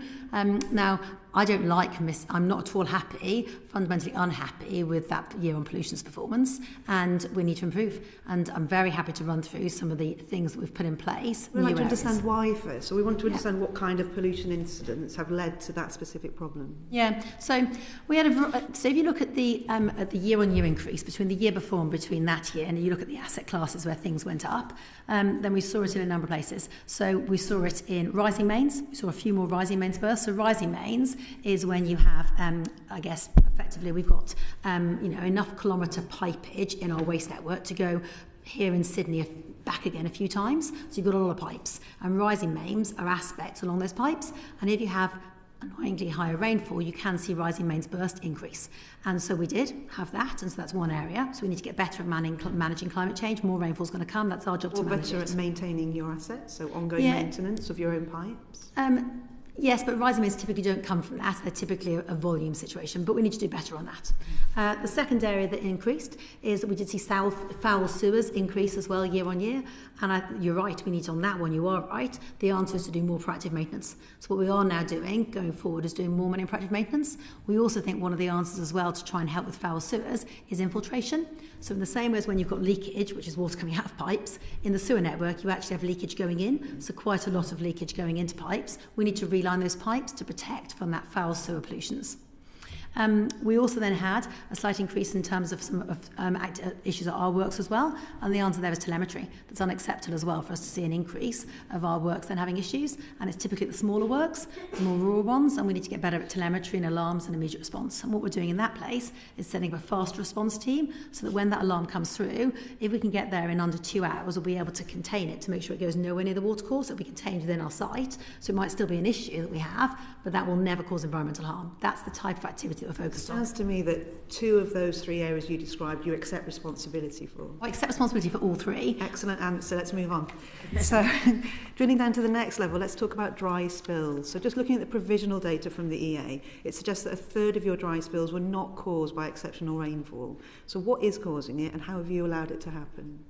So I think this is the new. So I think the data that you're looking at, I guess, but I think the data we're looking at is the new 24-hour drain down metric. And what the EA has said is they've issued that new 24-hour drain down metric, knowing that there will be a whole slew of sites in there where you'll know this well for your topography of your region, where you can effectively, it'll take 4 or 5 days to actually get drained down. So what will look on a 24-hour metric like it's a dry day spill actually isn't a dry day spill, it's a drain down to get there. So there will be an element of those, and we're working through with the Environment Agency, and we're going through providing shared information to work out where are longer drain downs. We want to get the right investment into the right locations, and where effectively it isn't. So that's just one point to note on that piece of measure. But you're right, we shouldn't have on real dry day spills, we shouldn't have any. So we need to work out what is a real dry day spill and what is a drain down. Are you committing there that you're aiming for 0? Absolutely. Thank you. So and we're hoping now, 0, the problem with 0 is it's a finite number, isn't it? It's like 100%. Great number. I'm aiming for 0. Am I going to get 0 every year? No, because I'm going to have a burst pipe, I'm going to have an issue, I'm going to have problems, right? In infrastructure, there's always going to be an issue, but am I aiming for 0 categorically? Am I going to be loads better by January next year when the metric comes in versus now? Absolutely a gazillion times better. Good.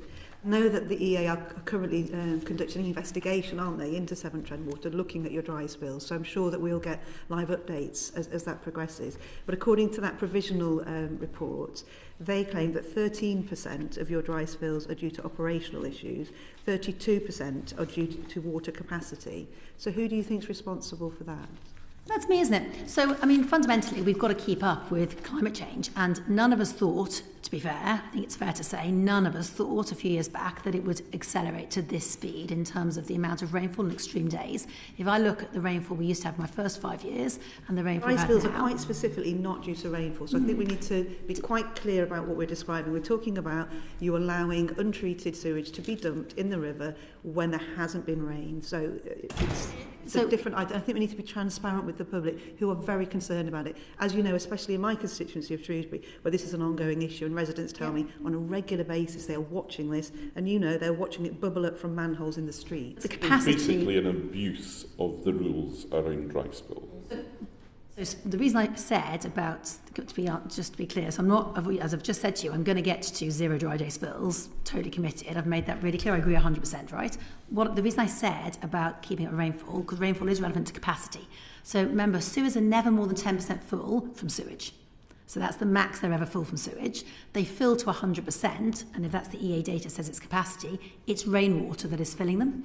So we need to keep up with managing, which is why I said about infiltration. We need to manage making sure that the pipes don't have infiltration in. Not just infiltration, is it? It's infrastructure, it's reservoirs, it's building larger spaces so that you can contain. Until you've separated grey and green, you have to take responsibility for the volume you're currently responsible for. And I'm saying I agree with all of that. I'm just saying, but that's in order to do that, and that's why we're doing our major spills work. So we've already put in the last 6 months alone, 1,500 capital solutions into our network to make sure that we don't have dry day spills in the future, to make sure we don't have spills, right? So I'm your convert.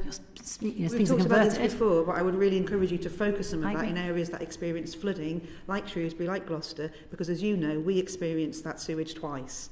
So when the river bursts its banks and breaches people's home, then your toxic water breaches people's homes. It's a health risk, leads to E. coli. So we need you to get on top of that, specifically in flooded areas, so those families don't have the double problem. We absolutely are responsible for anything which is in our network. When we have a smooth network and it doesn't matter how much it rains, we need to manage that. I totally agree with that, and that's our responsibility. The trickiness is, as you know, is that when a river breaches its bank and then overwhelm, then there is a shared responsibility there. And what we've put in place, you have to accept your responsibility for the quality of the water that you have added into the river, which is the point I'm putting on you, which leads us quite nicely onto a near catastrophic pollution that you caused over in the River Trent near Stoke between November 2019 and February 2020. So it was reported that human waste polluted over a kilometre stretch with a thick coating of sewage fungus covering the bed, and the EA said the issue was not corrected for several weeks. Now, you were CEO at the time, you're one of our longest standing CEOs, so how did you allow this to happen? So I think that's the Barlaston event we're talking about, isn't it? Right. And it was a 2019 event, as you describe. Now, it didn't, I was horrified, and I've openly said that we're horrified that this occurred, and it's not acceptable. We immediately said that we were guilty. We said straight away, so it wasn't like we tried to defend it, we tried to deny it. It didn't actually cause any environmental harm, as the EA has openly shared. So we were prosecuted for the risk of harm. It didn't cause any environmental harm, but I'm mortified that we had risk of environmental harm. It doesn't have to cause environmental harm for me to be horrified. We could have caused, and we were lucky it didn't cause environmental harm. We've put in place a whole load of investment and a whole load of measures since then. And what happened is that we have 3 pumps on that particular works. And typically, if one goes, you still have the duty one and the assist, and then you have a standby. In this circumstance, the first one went. We immediately went to our supplier. It's a complicated situation. It had to be flown in from the Netherlands. It was coming. And we felt confident we still had the other 2.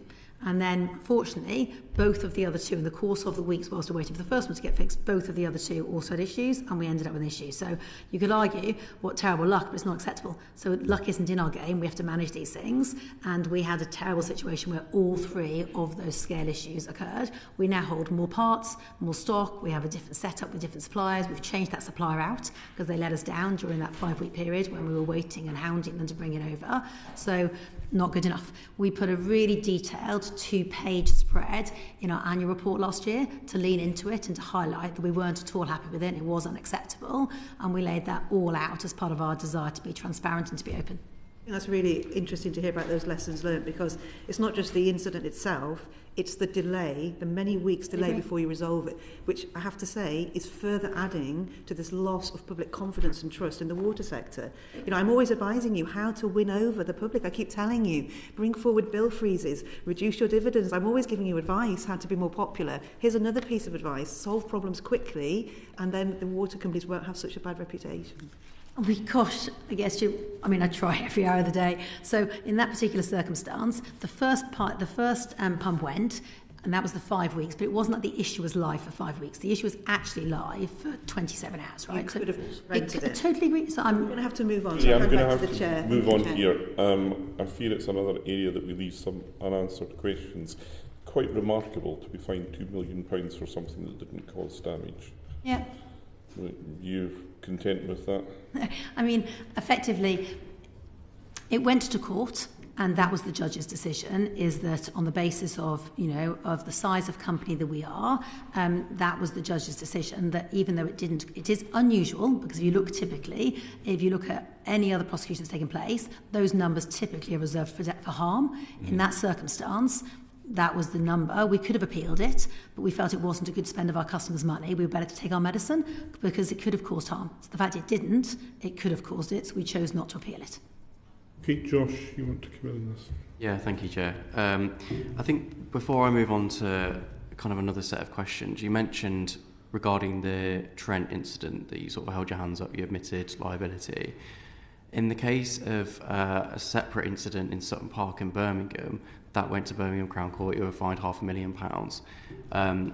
Raw sewage was dumped in the park, it destroyed rare and specific plants, and the clean-up operation took about a year, which the EA described as far too long. Did you hold your hands up in that incident? Is this part of a culture that you're trying to foster, where when these incidents occur you sort of are open and honest about what happened and what you're doing to remedy it? Yeah. Or did you just feel that in that specific instance in Stoke you couldn't deny it effectively? So I do like to think that I do call it when we're not good enough. So I've tried to be quite clear today when I think we can do more and we can do better. I mean, the Cheslin Park incident, which you're describing in Sutton Park, the Cheslin Rise Main, that was... that actually did cause environmental harm, and that was really, really, really upsetting. And what we've done since then is relay, I think, something like 5 kilometres of pipeline to make sure it goes nowhere near the SSSI assets, to make sure that we protect the countryside. So we have taken it pretty seriously. We've also we actually fund a dedicated ranger that basically monitors Sutton Park every day. So there's a lovely lady who's a ranger that we fund because it doesn't have that local community funding. And so we fund that to make sure that she can be there every day and to monitor, so that whilst we've not had a recent occurrence, we know that we caused issue in a SSSI, and that's not acceptable. So I do think, you're probably now giving me examples where I've not done it, but I do try that if we are at fault, why wouldn't we put our hand up and say that's not good enough? Okay, shall I move on, Chair, to the next set of questions? So the figures show that, relatively speaking, Severn Trent performs well when it comes to mains repairs, asset outages, reducing leakages, but you've not met your targets for supply interruptions and internal sewer flooding. So how would you explain that variance in the health and maintenance of your assets? And do you feel like you've taken you're off the ball with those particular issues? So on supply interruptions first, then I'll do internal sewer flooding after. So on supply interruptions, we were a poor performer. So if you look at about 6 years ago, then on average a Severn Trent customer could have been as high as 25-30 minutes a year, which is not acceptable. I'm pleased to share that we've got better and better and better. We're actually 27% better on the year's data you're looking at versus the year before. And actually, I'm almost tempting fate, but I'll touch some wood. We are actually on track to hit the measure this year for the first time ever. So that would be excellent. When we've missed it over the last couple couple of years, we've missed it by small margins. So it's not been like we've missed it by, kind of like a gulf. We've missed it by very small margins. Not good enough. No one likes to miss a measurement. Saying it's nearly there isn't there, is it? So we've not got to it. In terms of what we've done, though, we've done so much stuff. To get from the 30 minutes down to what is 5 minutes predicted this year, we've created the largest tanker fleet of water on wheels in terms of tankers that head out and immediately go to any customer that will be off supply. We've actually got a really, really strong set on monitoring. We've got a dedicated alarm monitoring centre, and we've put 30,000 monitors on the network to make sure we can see early stuff. We fix leaks within 2 days, because often leaks can lead to bigger bursts. So we try to get all over our leaks programme. We actually fix some for South Staff sometimes, because effectively we get quite a lot of incoming from your customers that get confused between who's who. So we do a whole range of activities in that space. But you're right, I won't be satisfied until we are green on the supply interruptions metric. On internal surf learning, we have hit that before quite a number of years. So it's a different one to supply interruptions. Supply interruptions, we've been getting better and better and better and just missed it, and now hopefully we'll hit it.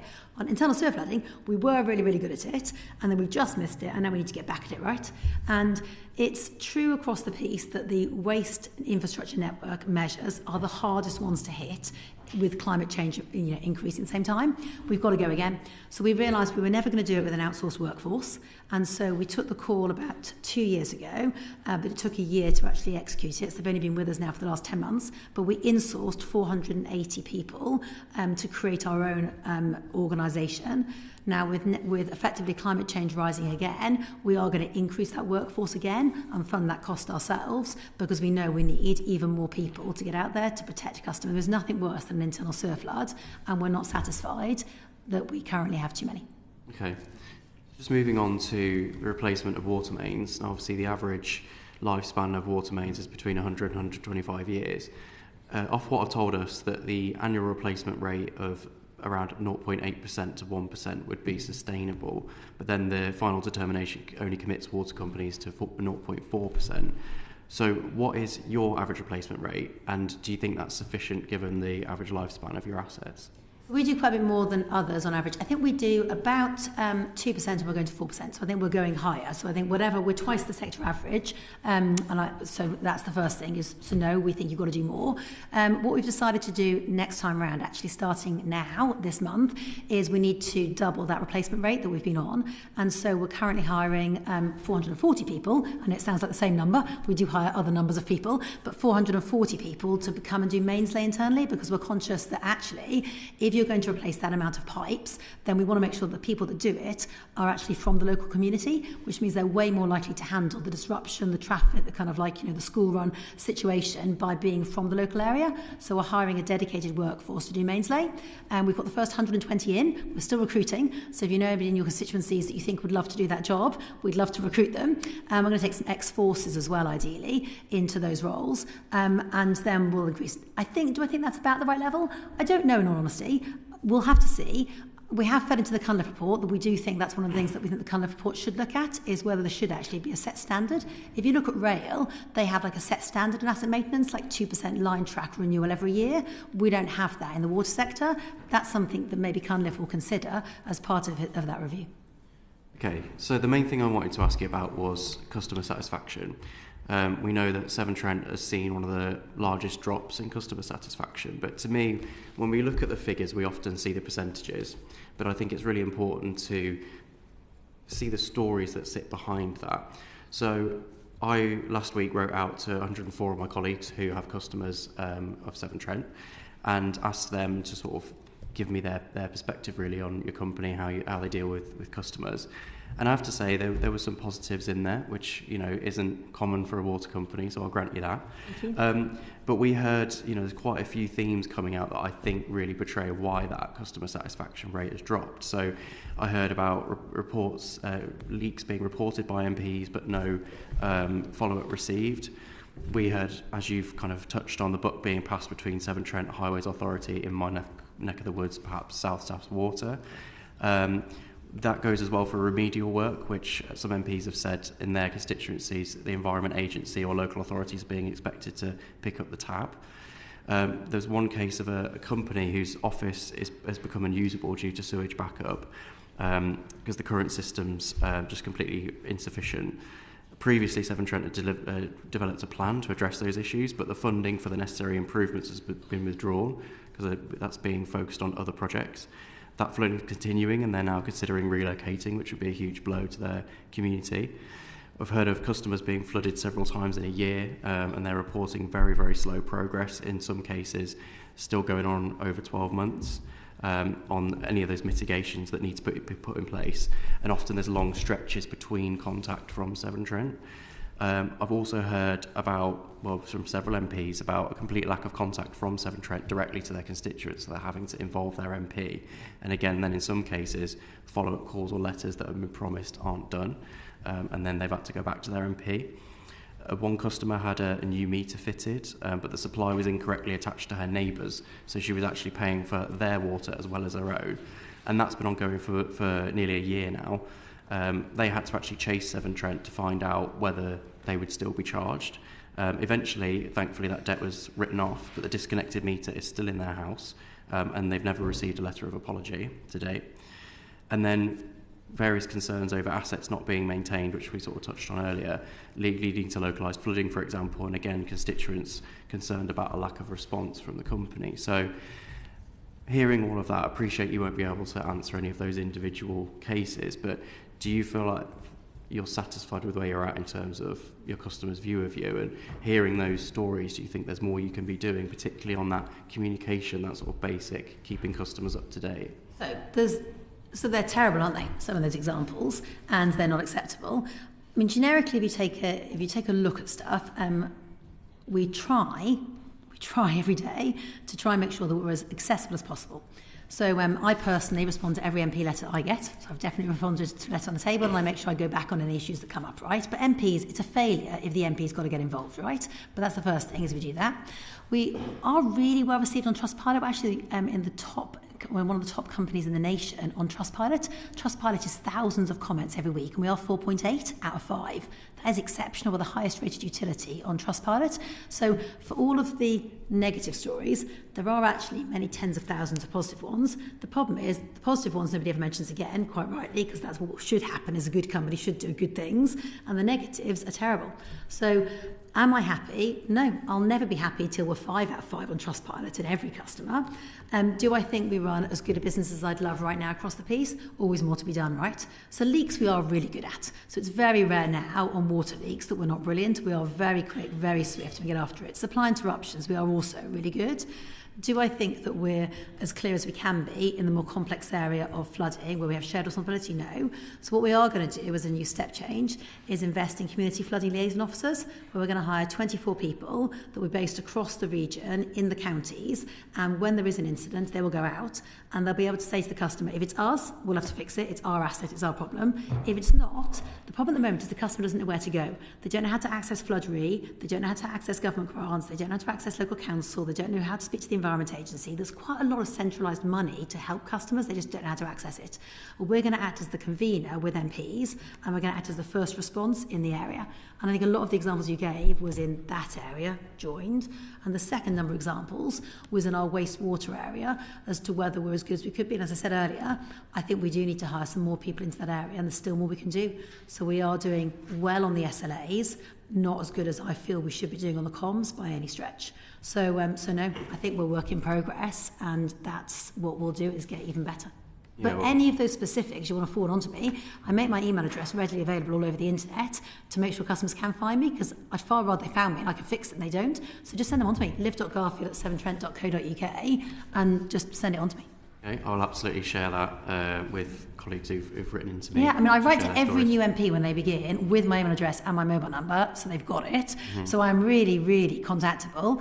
And I say to colleagues internally, if you have a customer who's really upset, for God's sake, just give them my details. I don't want an upset customer. Our job is to fix anything that comes up that is us. Obviously, you can't deal with every case, so I just ask you to go away and look at the sort of customer service journey, because it does seem like sometimes there's not regular updates.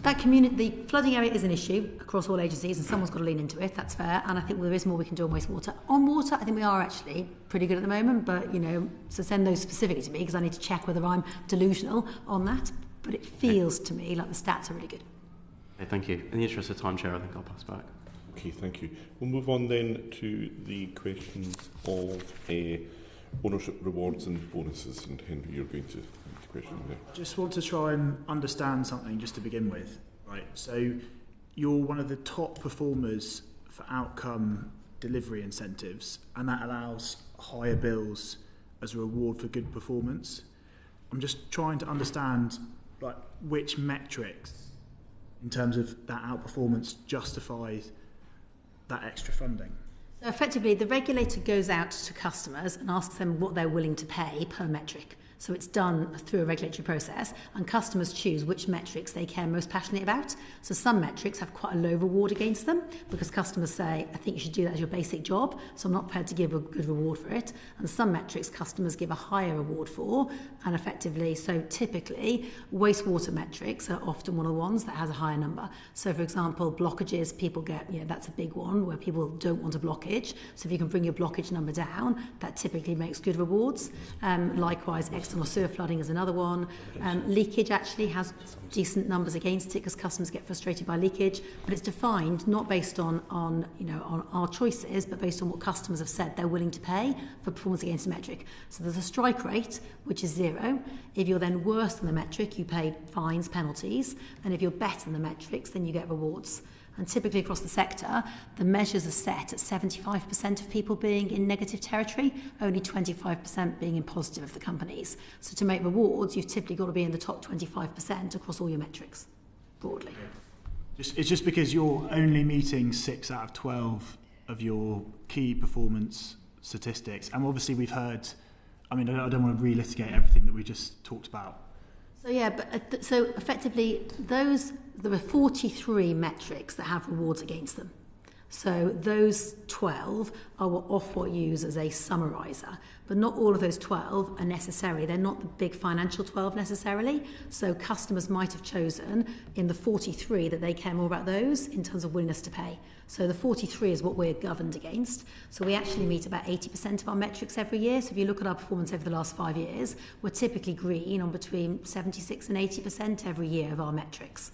And bearing in mind to be green, as I said, typically only the top 75%, only the top 25% of companies are green.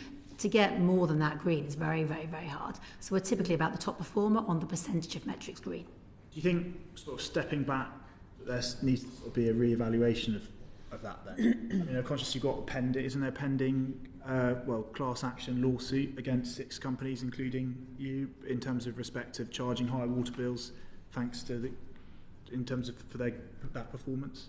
So on the ODI regime, I look at it and say the regulator, it's a regulatory setup, so it's not for me to comment. That's an established but we've situation. established that you're like a key player in the water sector, and you have other roles outside of. So the regulator just went out recently and discussed with tens and tens of thousands of customers, and customers chose that they liked the regime.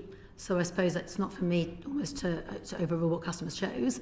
They chose in interaction with the regulator that they liked that regime. And certainly the companies that have done badly are many of the companies who might have anticipated it. And customers have really appreciated knowing that the companies that have underperformed have had to have some consequences as a result of that underperformance. So I can understand why customers like it.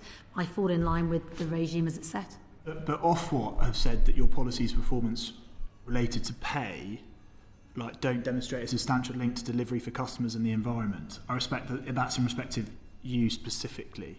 So not related to so that's in their report last year, and what they linked it to is not linked to the ODIs and to the annual bonus, but linked but so I'm sort of moving on separately. Okay, fine. So separately to the annual bonus and the rewards, they said that they would like to see on the long-term incentive, which we've made the change they asked for it to be lower in financial metrics and to be higher in customer metrics, which we've made those changes. Okay.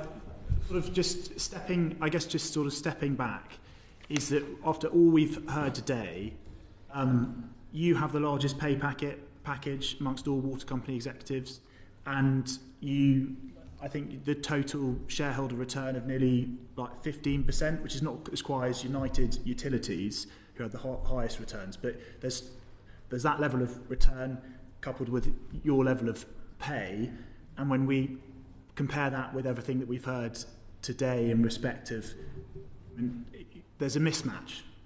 So if we look at those points then each individually. So on dividends, we pay about 4% dividend yield, which is quite low in the FTSE 100, and we are 6.5. So average 4% dividend yield over, that's the dividend yield. That's your plan to provide of 4.1, right? But they've been receiving 6. Sorry, dividend yield versus actual dividend payments. So dividend yield is how you cross-compare all FTSE 100 companies. Dividend yield 4%, quite low versus FTSE 100s, so and lower than the other typical similar companies to ourselves. So I don't think and I guess over a lifetime we've paid that level, 3%, some amps, 4%, but that kind of era. So over a 25-year journey, we've not been taking anything abnormal or even egregious in dividends. On pay, then I think it's a fair question to bring up pay, and I'm happy to talk about that. Mm-hmm. And then I think in terms of performance, we have been the clear sector leader environmentally and on the measures customer care about most in terms of measures. So just quickly, with the dividends, if you're responsible for more than 60,000 sewage spills lasting more than 440,000 hours, in terms of the latest report, which comes back to the environmental performance, does that's fine? So 2 points there. So am I happy with our performance on spills? Whilst 98% of the time we don't spill, we do spill 2% of the time. That's what those hours translate to, is 2% of the time we are spilling. And I've been really clear and on record saying no. So I've already set an ambition to be 20 years ahead of government targets. We've said that we want to be, by the end of this year, we want to be below 20 spills, and we're on track for that. We've put in 1,500 capital solutions in the last few months, and we've set an ambition in Severn Trent to be as close to 10 average spills as we can get by 2030. That's 20 years ahead of government targets. So no, I'm not happy at 2% of the time spilling. I want to take that right down to well under 1% of the time, and I'm committed to that. Does that impact on the fact that I think it's fair to pay a dividend? I think it is fair to pay a dividend. On a whole balanced range of metrics, we are a good company. We have been a fair and very kind of balanced, open, transparent company for that period of time. Our investors have put in money early, so they've put in £1.25 billion up front, so customers are getting that benefit now. We do need to give, the same way as if you go to the bank, you expect to get some money back on your interest. We do need to do that for investors. Except, that your dividend payments to shareholders outstrip the profits being made by your company. No. No, so I need to make sure that we're really clear. So that's talk us through this then. Let's take the time, because this is the third time we've hit this. If we take I'm no finance wizard, but no, I want to take you through the numbers last year. So if you take the numbers from last year, so revenue last year was £2.3 billion. Okay, so we all agree that. And if you look at the dividend, last year it was £300 million. So that's the number. And PBIT last year was about £500 million. So definitely not. We did not. We paid out £300 million of dividends, and the PBIT was £500 million. We definitely did not pay out more. That's clear. So we've not paid out more than we've had in dividends. Than we've had in profit. Profits was at 201 million. So you take out. So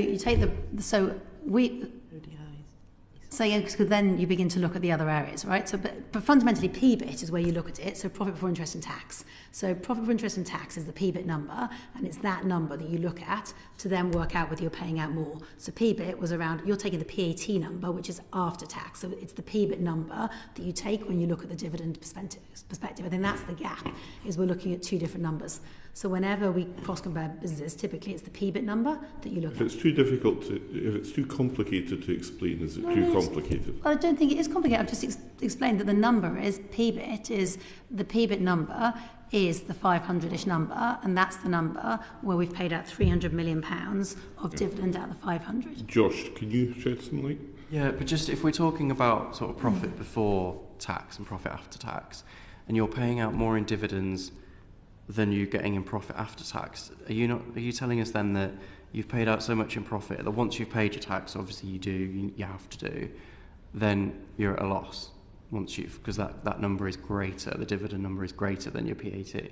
I need to check the PAT number, but to check whether I haven't got that number with me, to check whether the 200 is the number that Henry said. I don't know that number, so I need to check it. But fundamentally, if you look at typically our number, then we typically are more than 1 times covered. So typically no. If you look over a 5-year journey, and I'll happily lay that out, no. So if you look at history, we typically don't pay out more over that 5-year journey, and we typically invest 4 times as much as we pay out in dividends. So I think the two fears for the sector is, are you paying out too much in dividends? I don't think that's a fair accusation for Severn Trent.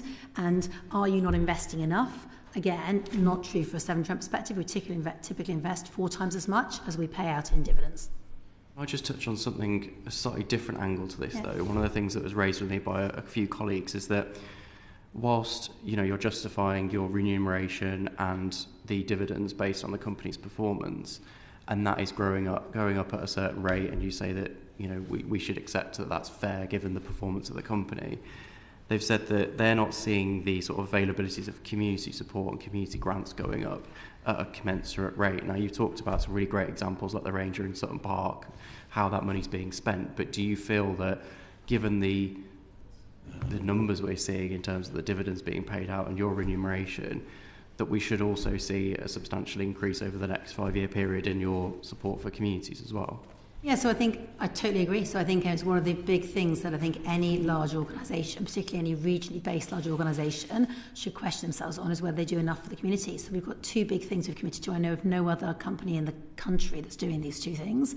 So one is that we have committed to helping 100,000 people out of poverty between now and 2032.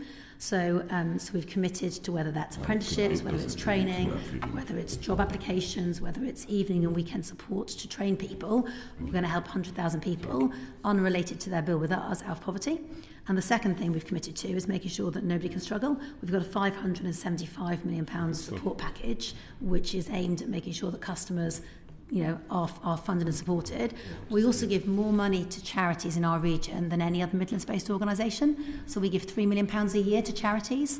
We upped that during COVID by supporting most of the food banks for a period of time, whilst other companies weren't at work.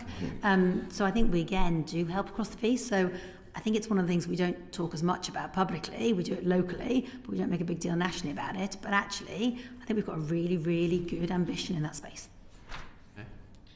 Thank you, Josh. We are running over time, but look, I feel that we've still got a lot of stuff that we want to bottom out. Henry, do you want to finish your line of questioning, and then I'll take Julia and Jane? That's very kind, thank you. I'm just going to come back to the pay point. So 3.2 million, and I think you said that in respect to those sewage spills doesn't make you feel good. And we touched upon that Ofwat link in respect of that they say that the performance-related pay for executives does not demonstrate a substantial link to delivery for customers and the environment. You've just taken that point away. But what I sort of wanted to before, will you be welcoming the special measures bill in terms of that ability to block bonuses for executives for water companies? If it doesn't make you feel good in respect to those 60,000 sewage spills? So, 2 points. So one is, I love the fact that we live in a nation which effectively where legislation arrives and we fall in line with it, right? So I'm yes, I welcome all aspects of the special measures bill. I think there's some really, really good component parts of it, right? So yes, I welcome that. And I think what it's trying to do is it's trying to be really clear that performance should be judged against clear metrics. And so if you look at the pay package that I have, 25% of it is funded by water company customers, by the way, just so we're clear what is different versus every other company in the sector. So my base salary is funded by Severn Trent Water. Any performance-related pay isn't funded by a single Severn Trent Water customer. It's funded by our Green Power, our commercial entity. So none of my bonus, none of my LTIP or anything is funded. So only 25% of the package that you mentioned is actually funded by water company customers. So just to be clear as well. 5% too much? So that's not for, I guess, I'll leave others to judge on that, but my base salary is funded by water customers. Anything which has to be performance related, has to be earned, isn't funded by water customers. But yeah, I welcome all aspects that come out of these hallowed halls and any changes that come. So notwithstanding the water special measures bill, the impact on your final salary package will be what? I don't think we know that. I don't think it's going to make a difference at all by the sound of things, if that's the way you've structured your remuneration, is it? It'll be beyond the reach. There's two different. No, it's not about beyond the reach thing. It's because it's still covered by the. No. I've given the false impression that, I guess. So the Ofwat, as I understand the Special Measures Bill, it governs how remuneration should be set up, and that's what we'll see in the details when Ofwat announces the details. My point was more, customers don't fund it, not that it doesn't get covered by the Special Measures Bill. It was that customers don't contribute towards any of those aspects. Henry, are you done? Can I bring in Jane before she... Yeah, just trying to understand. Obviously, when you look at the 3.2 million in the round and you think about the fact that water is a monopoly and it used to be a public sector job and that the Prime Minister gets 167 or whatever he gets, it looks incredible. But are you saying, therefore, that only 25% of your salary is actually your job as running South West Water, and the other 75% is a green power company? Because in that case, that sounds a bit strange, because that would seem to say that only 25% of your time would be spent running South West Water. Have I got that wrong? I don't run South West Water. I'm back in yesterday. Don't worry. Sorry. I definitely spend no time running South West Water, so we can be clear on that. I'm definitely zero on that.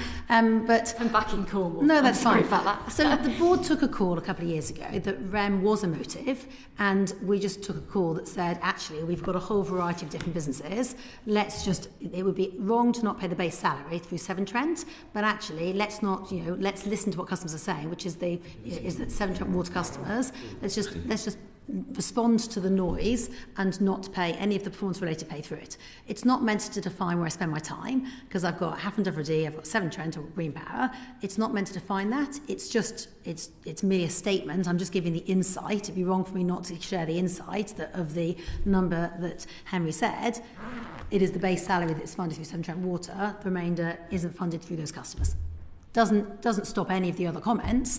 It just wanted to provide that context, no more, no less. Julia, do you want to... Yeah, so 25% of your salary is funded by the customers of Severn Trent. 100% of my salary is paid by taxpayers, which means that my residents are 100% my focus. And I wish that your customers were 100% of your focus, rather than dividends, shareholders, and these other businesses that you're running.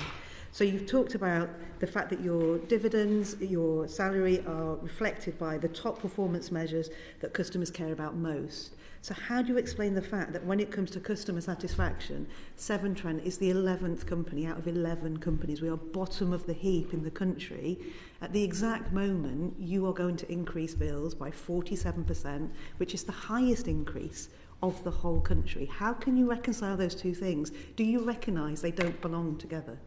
A couple of things. So number one is, so we're not 11th out of 11. So I think you're looking at the data point of CMEX for last year. So where we were last year, 11 out of 17. So now this year, I'm pleased to say we're 9th out of 17. You'll be pleased with 9. I'm a not, top performer like yourself. I'm never going to be pleased with 9, so totally agree. So I'm not happy with our performance on the CMEX measure. And we know that fundamentally, one of the main reasons we're not doing well on CMEX is because we did poorly last year on retail billing. So retail billing let us down. We've got a very long old system, 30 years old, that we created ourselves 30 years ago. It's not fit for purpose. So we're investing £100 million-ish, some that kind of scale magnitude investment, into a new billing system, a new customer management system, which is actually the same one that Octopus Energy uses. It's the Kraken system, and we're 2 million customers migrated, the remainder to go, and we're confident that will give us a dramatic step change on the customers that have migrated across. If we look at their feedback this year, it would give us a very, very different CMEX score going forward. So am I happy with our current experience score? No. I think on a more live basis, that in terms of scale numbers, the Trustpilot number is actually way more representative when you look at the amount of... We're always going to quote that because it's more favourable to you. No. I take the point on retail billing, but we also know that householders, so residents, are also deeply dissatisfied. You've met campaign groups and residents in Shrewsbury who are saying to you they're not going to pay your bill, they're refusing because of that manhole that is spewing sewage on a walk to school route alongside the river, the pig trough. Yeah, and we're going to fix it. So let's not pretend that the only problem in satisfaction is in retail billing. Let's be honest that householders, that residents, that families are dissatisfied with the level of sewage and the bills that are coming their way. And I want you to take that away as feedback, please. Feedback noted. Right. Luke, I feel we could probably carry on, but we shouldn't. We've already overrun our estimated time by 15 minutes. So, Liv, I think we can anticipate there will be further correspondence in relation to today's proceedings. But thank you for your attendance here. Thank you for your engagement. For the members of the committee, we've now done 5 of the 9, so we're halfway there. You will doubtless hear and see further of our deliberations. So thank you for your attendance.